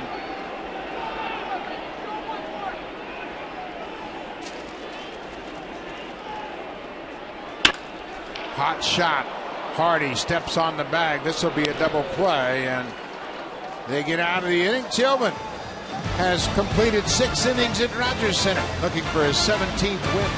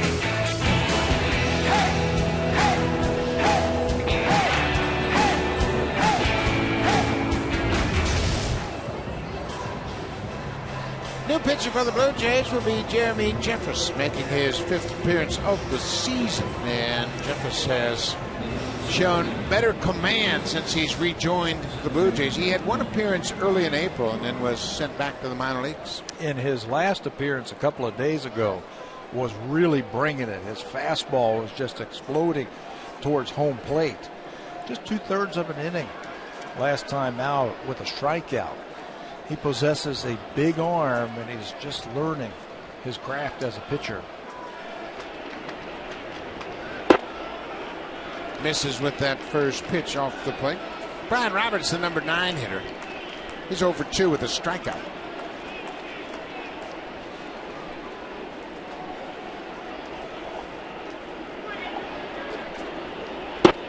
Roberts is now 35 years old. He was a number 1 pick of the Orioles in '99. His father was a longtime baseball coach, University of North Carolina. And he had some good players play for him at Carolina. Walt Weiss, B.J. Surhoff, to name 2. And Brian Roberts grew up around baseball his whole life. Started switch hitting when he was 5 years old. 50 doubles one year when he was with the Orioles. So he's got some bop. Actually led the American League in doubles 2 years. Had a 50 double season in '04 and a 56 double season in '09. That's the franchise record, and Manny Machado is chasing that doubles record. Machado picked up his 50th double of the season here this afternoon. Love those players who can hit doubles. Get one hit, you're already in scoring position. That's over Reyes into left field. Roberts is aboard. Leadoff single here in the 7th. Esmail Rogers is out of the ball game. He threw 101 pitches, and the Blue Jays just don't let their starters go much beyond 100 pitches. He goes 6 innings, allows 5 hits. He's charged with 3 runs, all earned. He walked 2 and struck out 7. At one point, he had 4 straight strikeouts. He seemed to pick it up in the last 3 innings of work. Yeah, had a good breaking ball. It had that one spot in the 4th inning where he walked back-to-back hitters. This could be 2. Reyes steps on the bag for 1. Back to first. McLeod doubles into the 6-3 double play. Now it's time for the drive of the game. Brought to you by the 2014 Honda Odyssey, the world's first minivan with a built-in vacuum. Honda, the official vehicle of the Toronto Blue Jays. You know, on top of those 50 doubles for Manny Machado, he also has now 14 home runs. This afternoon's drive of the game. Hanging breaking ball knocked into the seats by Machado. He is a good-looking hitter. Manny Machado 2 for 3 this afternoon.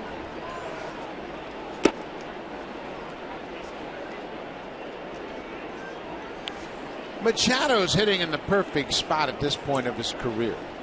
Hitting second in the lineup ahead of Chris Davis. So he's going to get a lot of good pitches to hit. Plus, he's going to hit a lot of doubles and put Davis in RBI situations. Yeah, and the guy behind him, too, Jones, which you're right. You put him in that number 2 hole. Not necessarily he's going to get more fastballs. He's just going to get more pitches to hit. 2 outs. Right back to Jeffress. Nice play. Good inning for Jeremy Jeffress. He gives up a leadoff single and nothing more. Gets a double play and a ground out.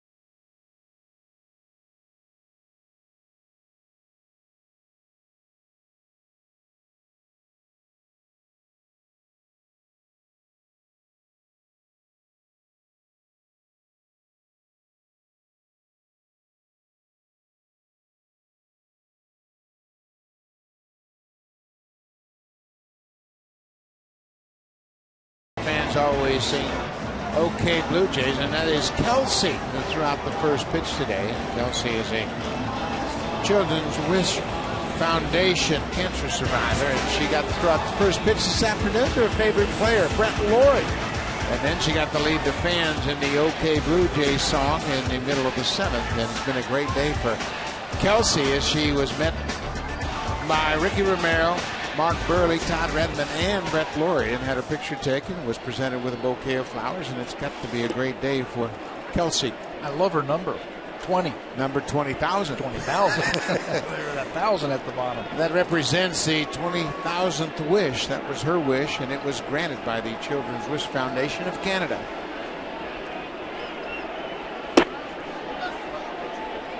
Moises Sierra had a 2-run double in the first.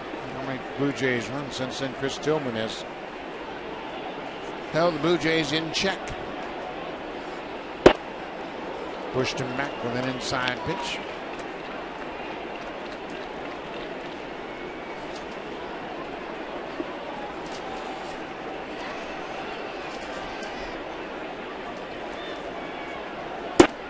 Tillman pulled that pitch down and away and walks Sierra. 4-pitch walk to start the inning. Save during the plumbing, heating, and electrical expert sale only at Home Hardware and Building Center locations. Homeowners helping homeowners with expert advice. So the tying runs at first. Leadoff walk issued to Sierra. Second walk of the ball game. He walked Lind, who came in to score on this Sierra double. That was in the first. Rasmus high and deep to right and gone. 2-run home run for Colby Rasmus, number 20.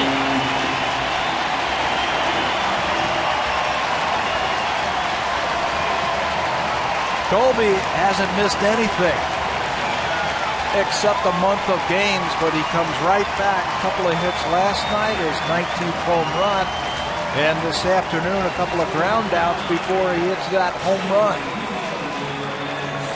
Wow. 4-pitch walk. The next pitch is the most dangerous pitch, and Tillman pays the price. Long drive to right field. Just like that, the Blue Jays take the lead.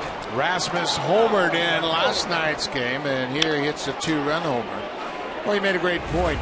4-pitch walk. Rasmus was geared up for that first pitch, and he didn't miss it. Right down Broadway. You see how he gets out there and hooks that ball down the right field line. And Tillman, as soon as he threw it, he knew it.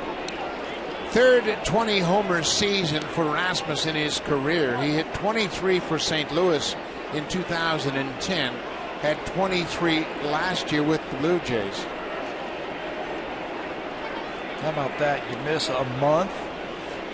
No chance for any rehab games or anything like that because the minor league season's over. Take a couple days of batting practice and commence to raking. Got to be a great feeling for Colby to pick it right up where he left off. Now he's just 3 homers shy of his career high. RBIs number 62 and 63 for Rasmus.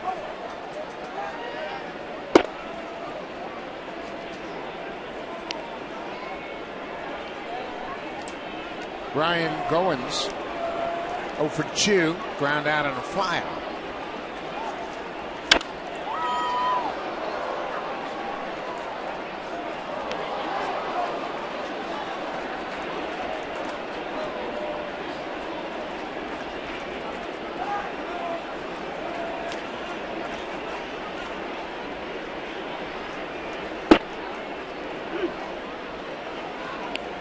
Still nobody throwing in the Oriole bullpen.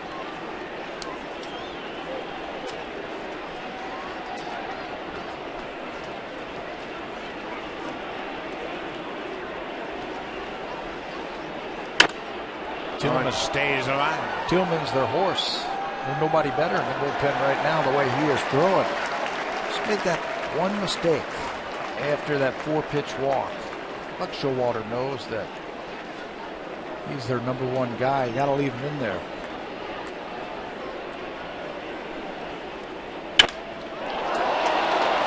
driven into center. High fly ball. Jones makes the catch. 2 down. Fans, a reminder, the Blue Jays will wrap up this Orioles series on Sunday, have Monday off, and then the New York Yankees are in town. The final time the Yankees will be at Rogers Center this season. It all starts Tuesday night, 7:07. 3 night games, Tuesday, Wednesday, and Thursday. For tickets, call the Blue Jays at 416-341-1234. You can always get your tickets by logging online, BlueJays.com. Anthony Gose pulled the bat back, no swing, no bunt attempt by Gose. Gose is 2 for 2. He tripled and singled. Rasmus with his 20th home run. The Blue Jays are the first team in the majors this season with 5 players to hit 20 home runs.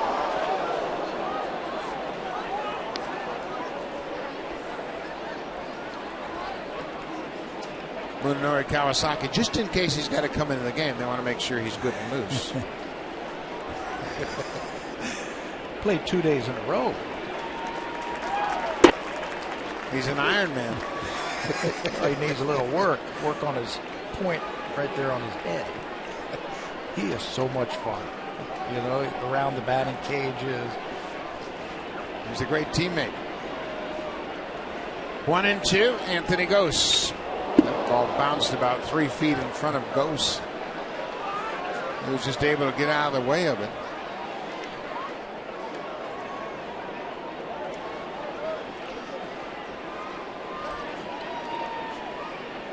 Blue Jays have taken a 4-3 lead on Colby Erasmus' 2-run home run. For Colby, his 20th homer of the season. He's homered in both games since coming off the DL. Here's the 2-2. Cut on and missed. Tillman strikes out 2 to end the inning, but the Blue Jays, a walk and a homer, have taken a 4-3 lead. We'll go to the 8th.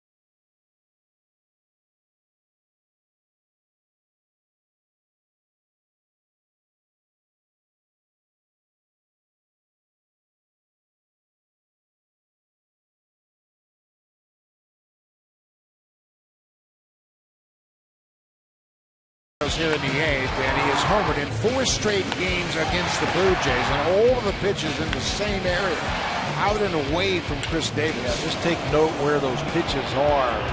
You're getting hurt by letting him extend it. He's the kind of guy, he's not just going to hit a lazy fly ball to left field or pop it up. He drives through that ball and it knocks it out of the ballpark. They have had success when they've crowded him with fastballs. New pitcher in the game is Aaron Loup, making his 60th appearance of the season. It's Davis to start things off, so John Gibbons goes to the lefty. Yeah, a couple of lefties scheduled this inning for the Orioles, Davis and Markakis. In their careers, Davis 2 for 4 versus Aaron Loup. Nick Markakis 2 for 6. Chris Davis in 4 years with the Rangers hit 42 home runs in 266 games. He's hit 85 home runs in 3 years with the Orioles. He's played 316 games before this game this afternoon and has improved dramatically as a hitter. He's a good athlete. First of all, we've seen him play in the outfield a little bit when he was with Texas, and third base, and at first base. And it's just a matter of time before they figure it out. You know what's really interesting, and this gets back to that old saying about hitters have to leave their egos on the bench, because he's taking care of the outer part of the plate, and he will let you jam him because he knows most of the mistakes are going to be out over the plate. So he's not going to let his ego get involved and worry about hitting that inside pitch. There you go. That's where you got to live, I think, against him. All good hitters can get jammed. I heard that when I was in the minor leagues from the Yankees, from a pitcher who pitched in the big leagues a long time. Sammy Ellis was our pitching coach, and he said, Pat, all good hitters. And I didn't understand what he said. What he meant, he said they're trying to cover that outside pitch or cover that breaking ball so you can jam them in certain situations. Breaking ball, sail away. They were trying to go away with that breaking ball. But you can see the pattern of pitches that Loop has thrown to Davis, staying inside. 2 balls and 2 strikes.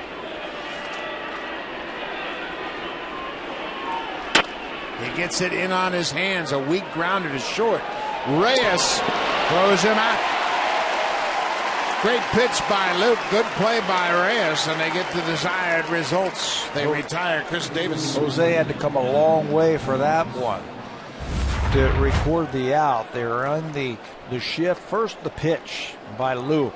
Side armor. Watch that ball tail right in on his hand. You can see how it crowds him, and it just, he can't extend and get the ball out in front of him. And watch Reyes come a long way. Fired across the diamond to get that first out. Adam Jones doubled his last time up. He's 1 for 3 this afternoon.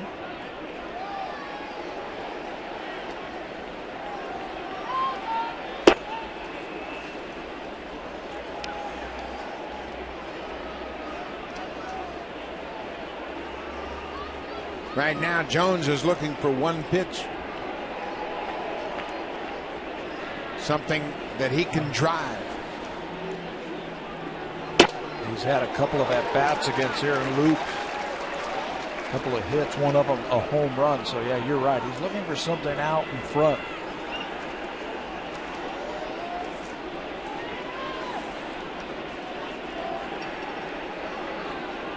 Blue Jays have a 4-3 lead.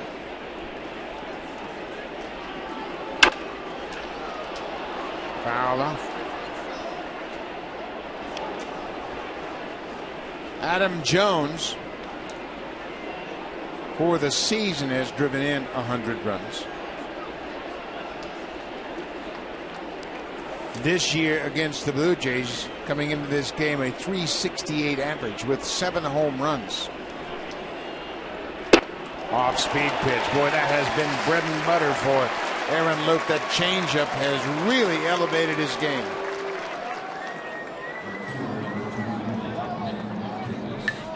Save during the plumbing, heating, and electrical expert sale only at Home Hardware and Building Center locations. Homeowners helping homeowners with expert advice. Aaron Loop with 2 outs here. A ground out and a strikeout.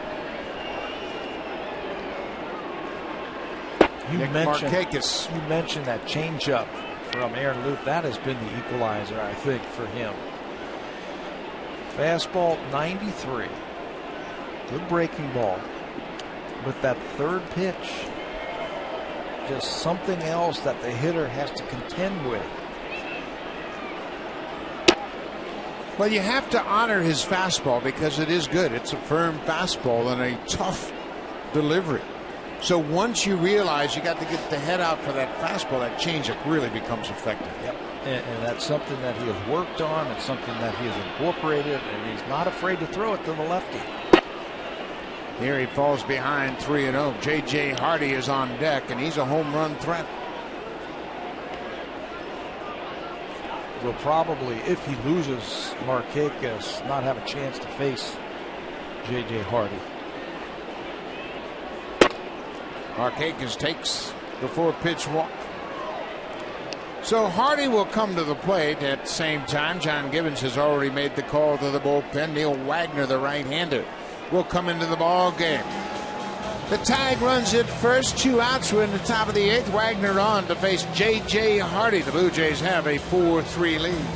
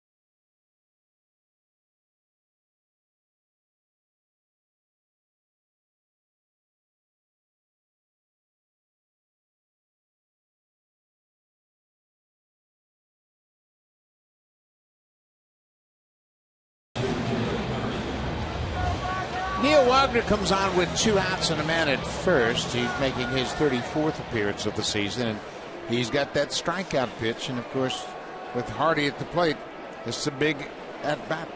You want that right-on-right matchup, but Wagner actually has been better against lefties this year. As you can see it right there. I think that's where that splitter comes into play for Neil Wagner. Still a big fastball. J.J. Hardy takes strike 1, 97 with the heater.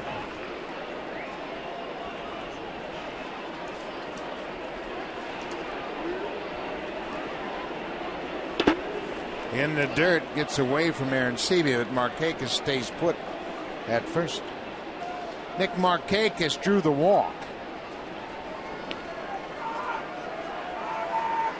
Markakis represents the tying run.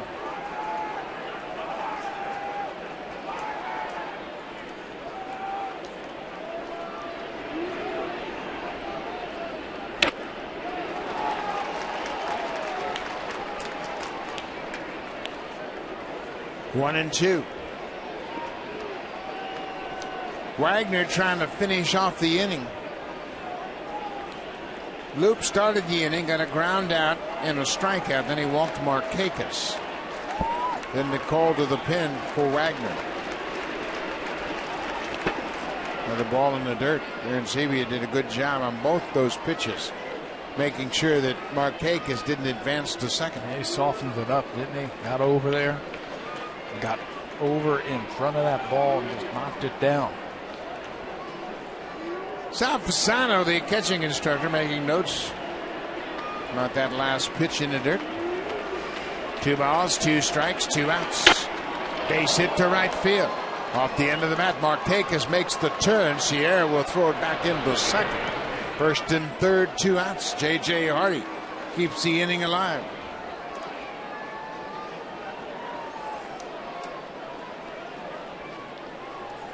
So Wieters now a switch hitter. Professional hitter, J.J. Hardy. You'd think you can get him away. Stands off the plate, but he's got great plate coverage as he shoots that fastball the other way, sending Markakis over to third base. Wayne Kirby going over the situation with J.J. Hardy. Hardy's not a base steal threat, although he'd had a stolen base in the 6th. Markakis is a good runner at third. There are 2 outs for Matt Wieters. Wieters had an RBI single in the 4th.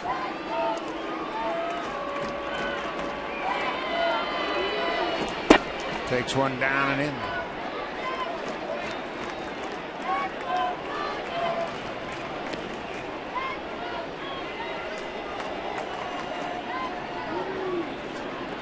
Wieters this season has struggled against righty pitching, hitting just .211. Dangerous on the ball down and in. Good pitch there. You throw that all day long. Not many people can do anything with that. 97 down and away. Valencia's on deck.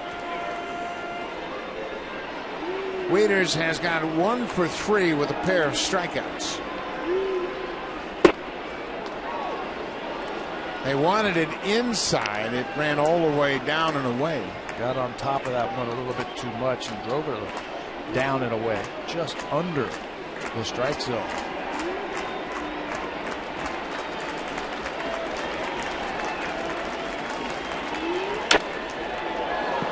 Right back to that same spot, and Wieters had a good cut, but all they could do was foul it back. Well, he doesn't run that well, so the infield can play deep.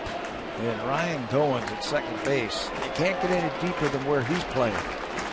Look at that. Anything on the ground, he's got a chance at either second or first on any ground ball. 2-2. Cut on and missed. Wieters strikes out for a 3rd time. Orioles leave a pair. Blue Jays have a 4-3 lead. Now it's time for a Blue Jays Central update. Here's Jamie Campbell and Greg Zahn.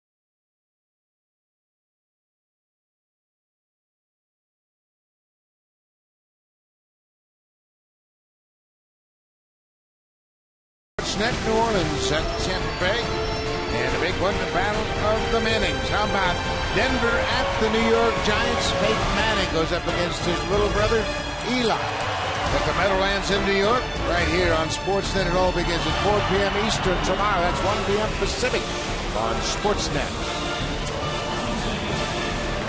Chris Tillman has gone 7 innings, 6 hits, given up 4 runs, walked 2 and struck out 4, and he is trying to complete the 8th inning for the 5th time this season. He hasn't had a complete game this season. Still 93 pitches. That kind of stuff doesn't bother. He's your ace. You got to send him out there. You need him to throw another 0 up.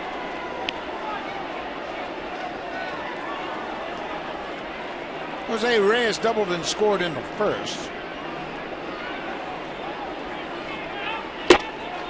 Tillman throws a strike. Chris Tillman has been very efficient. That last pitch, just pitch number 95.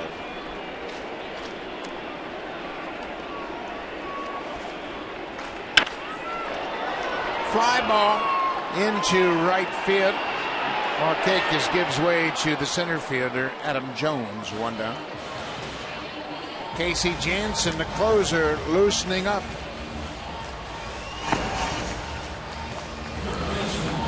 Janssen with 29 saves.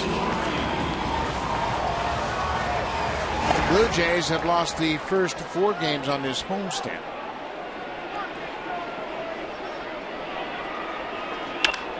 Brett Laurie drives it to center. Jones is right there. Laurie hit it hard.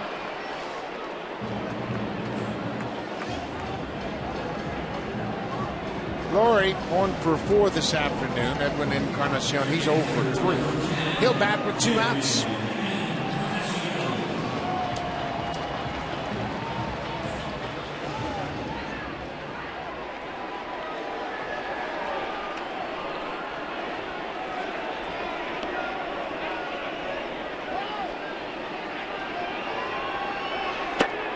Down and away.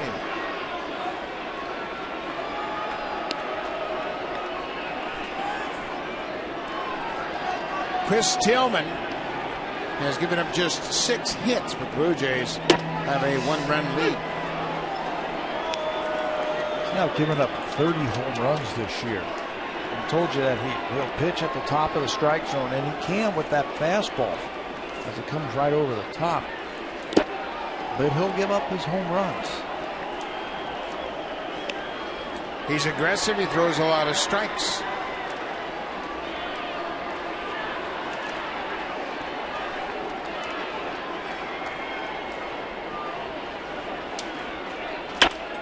There's a little looper that's got a chance to get down. Markakis with a sliding catch.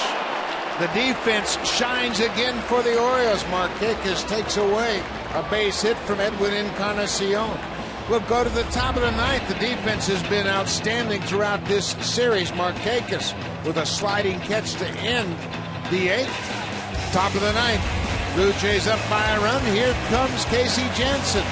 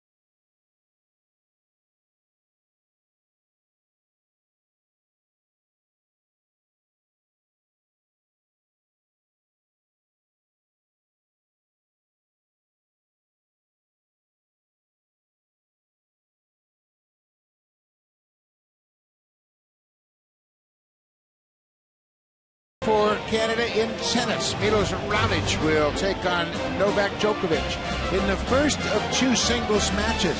If Raonic wins his match, the Canadians will go to the Davis Cup final for the first time in history. Great tennis action, and you can see it all tomorrow, 8 a.m. Eastern, 5 a.m. Pacific, right here on Sportsnet. Make sure you check it out. Milos Raonic won his first singles match and has a chance to send Canada to the finals for the first time in Davis Cup history. Casey Janssen on looking for his 30th save. He'll make a winner of Jeremy Jeffers if he can close out the Orioles here in the 9th. Defensive changes. Kevin Pillar comes off the bench to take over defensively in left field. And with that, Anthony Gose, who started in left, moves over to right to take over for Moises Sierra.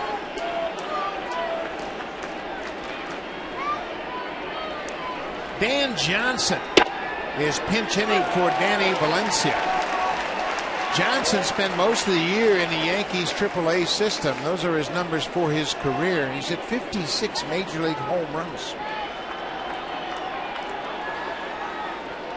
0-1. He fouls it back. Johnson hit one of the most historic home runs in baseball history when he homered on the final day for Tampa Bay against the Yankees. A 9th inning, 2-out game-tying pinch hit home run to help the Rays win the wild card berth. Tampa Bay won 8-7 in 12 innings. Which sets the stage for Evan Longoria's home run to win it. He also hit a home run when he just got traded over to Tampa Bay, when he went into Boston and homered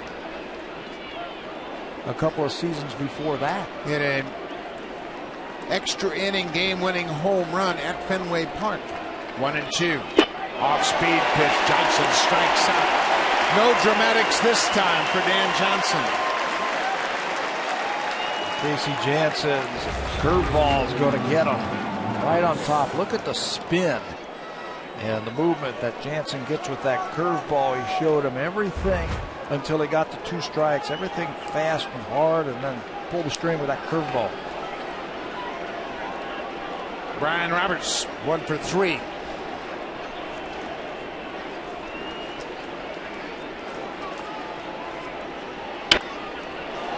Casey Jansen jumps ahead. Jansen and Roberts have faced each other a lot. Brian Roberts is 6 for 10 against Casey Jansen.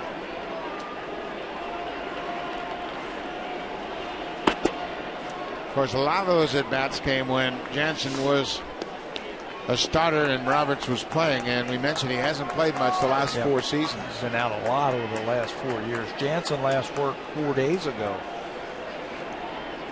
4 games ago when he saved the game in Minnesota. Ball is driven to left. Pilar is there, and Jansen has 2 quick outs.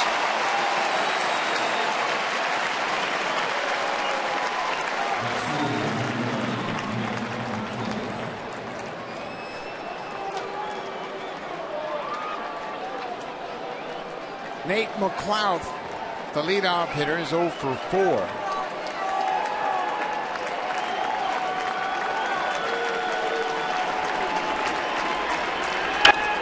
Goes after the first pitch, fouls it straight back.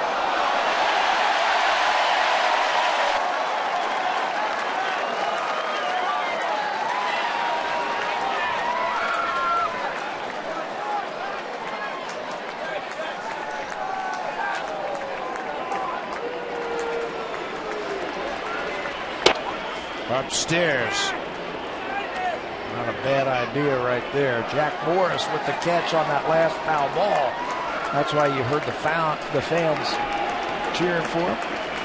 1-1. McLeod drives it down the right side. That'll hook into foul ground. The Orioles are down to their final strike. Casey was cutting that fastball in. Got underneath it just a little bit, and that ball ended up in the strike zone. Up. He's got to pull that ball down. Now, against left-handers, he's backdoored that cutter. And he's also been known to drop a curveball on him.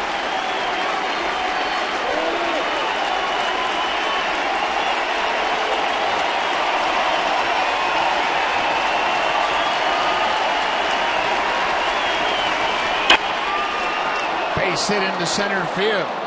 McLeod keeps things alive for the Orioles.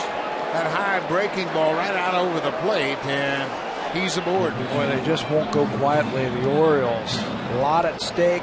Every at-bat, they're going to make you earn every one of those outs to get a win. Here's the breaking ball that just hung up there, and Jansen upset with himself. He knows he made a mistake. He wasn't pleased with the pitch he made to Brian Roberts. He lined out to left field. Got underneath it a bit. McLeod keeps things alive. Manny Machado has doubled and homered. He's scored 2 runs and he's driven in a run. 2 outs. Swings at the first pitch. Casey Janssen barehands it, throws to first. What a play! Casey Janssen one-hops it to the first baseman to end the ball game. He can smile about that one. That gets him save number 30 and makes the Blue Jays a winner. Casey was an infielder when he was in college, and he shows you he hasn't forgotten one thing. Ball tapped out in front of the mound by Machado. Casey comes off, grabs it with his bare hand. The whole thing here, just get it over there. You're going to get it over there in time, just be accurate. Jansen does it, shows off his athleticism, 2 hops, dug out of there by Lynn, and the Blue Jays have a win. Well, the two teams have split the first 2 games. The rubber match will be tomorrow. Blue Jays win at 4-3. Jeremy Jeffers picks up the win. Stay tuned, Connected coming up. But first, Jamie Campbell and Greg Zahn.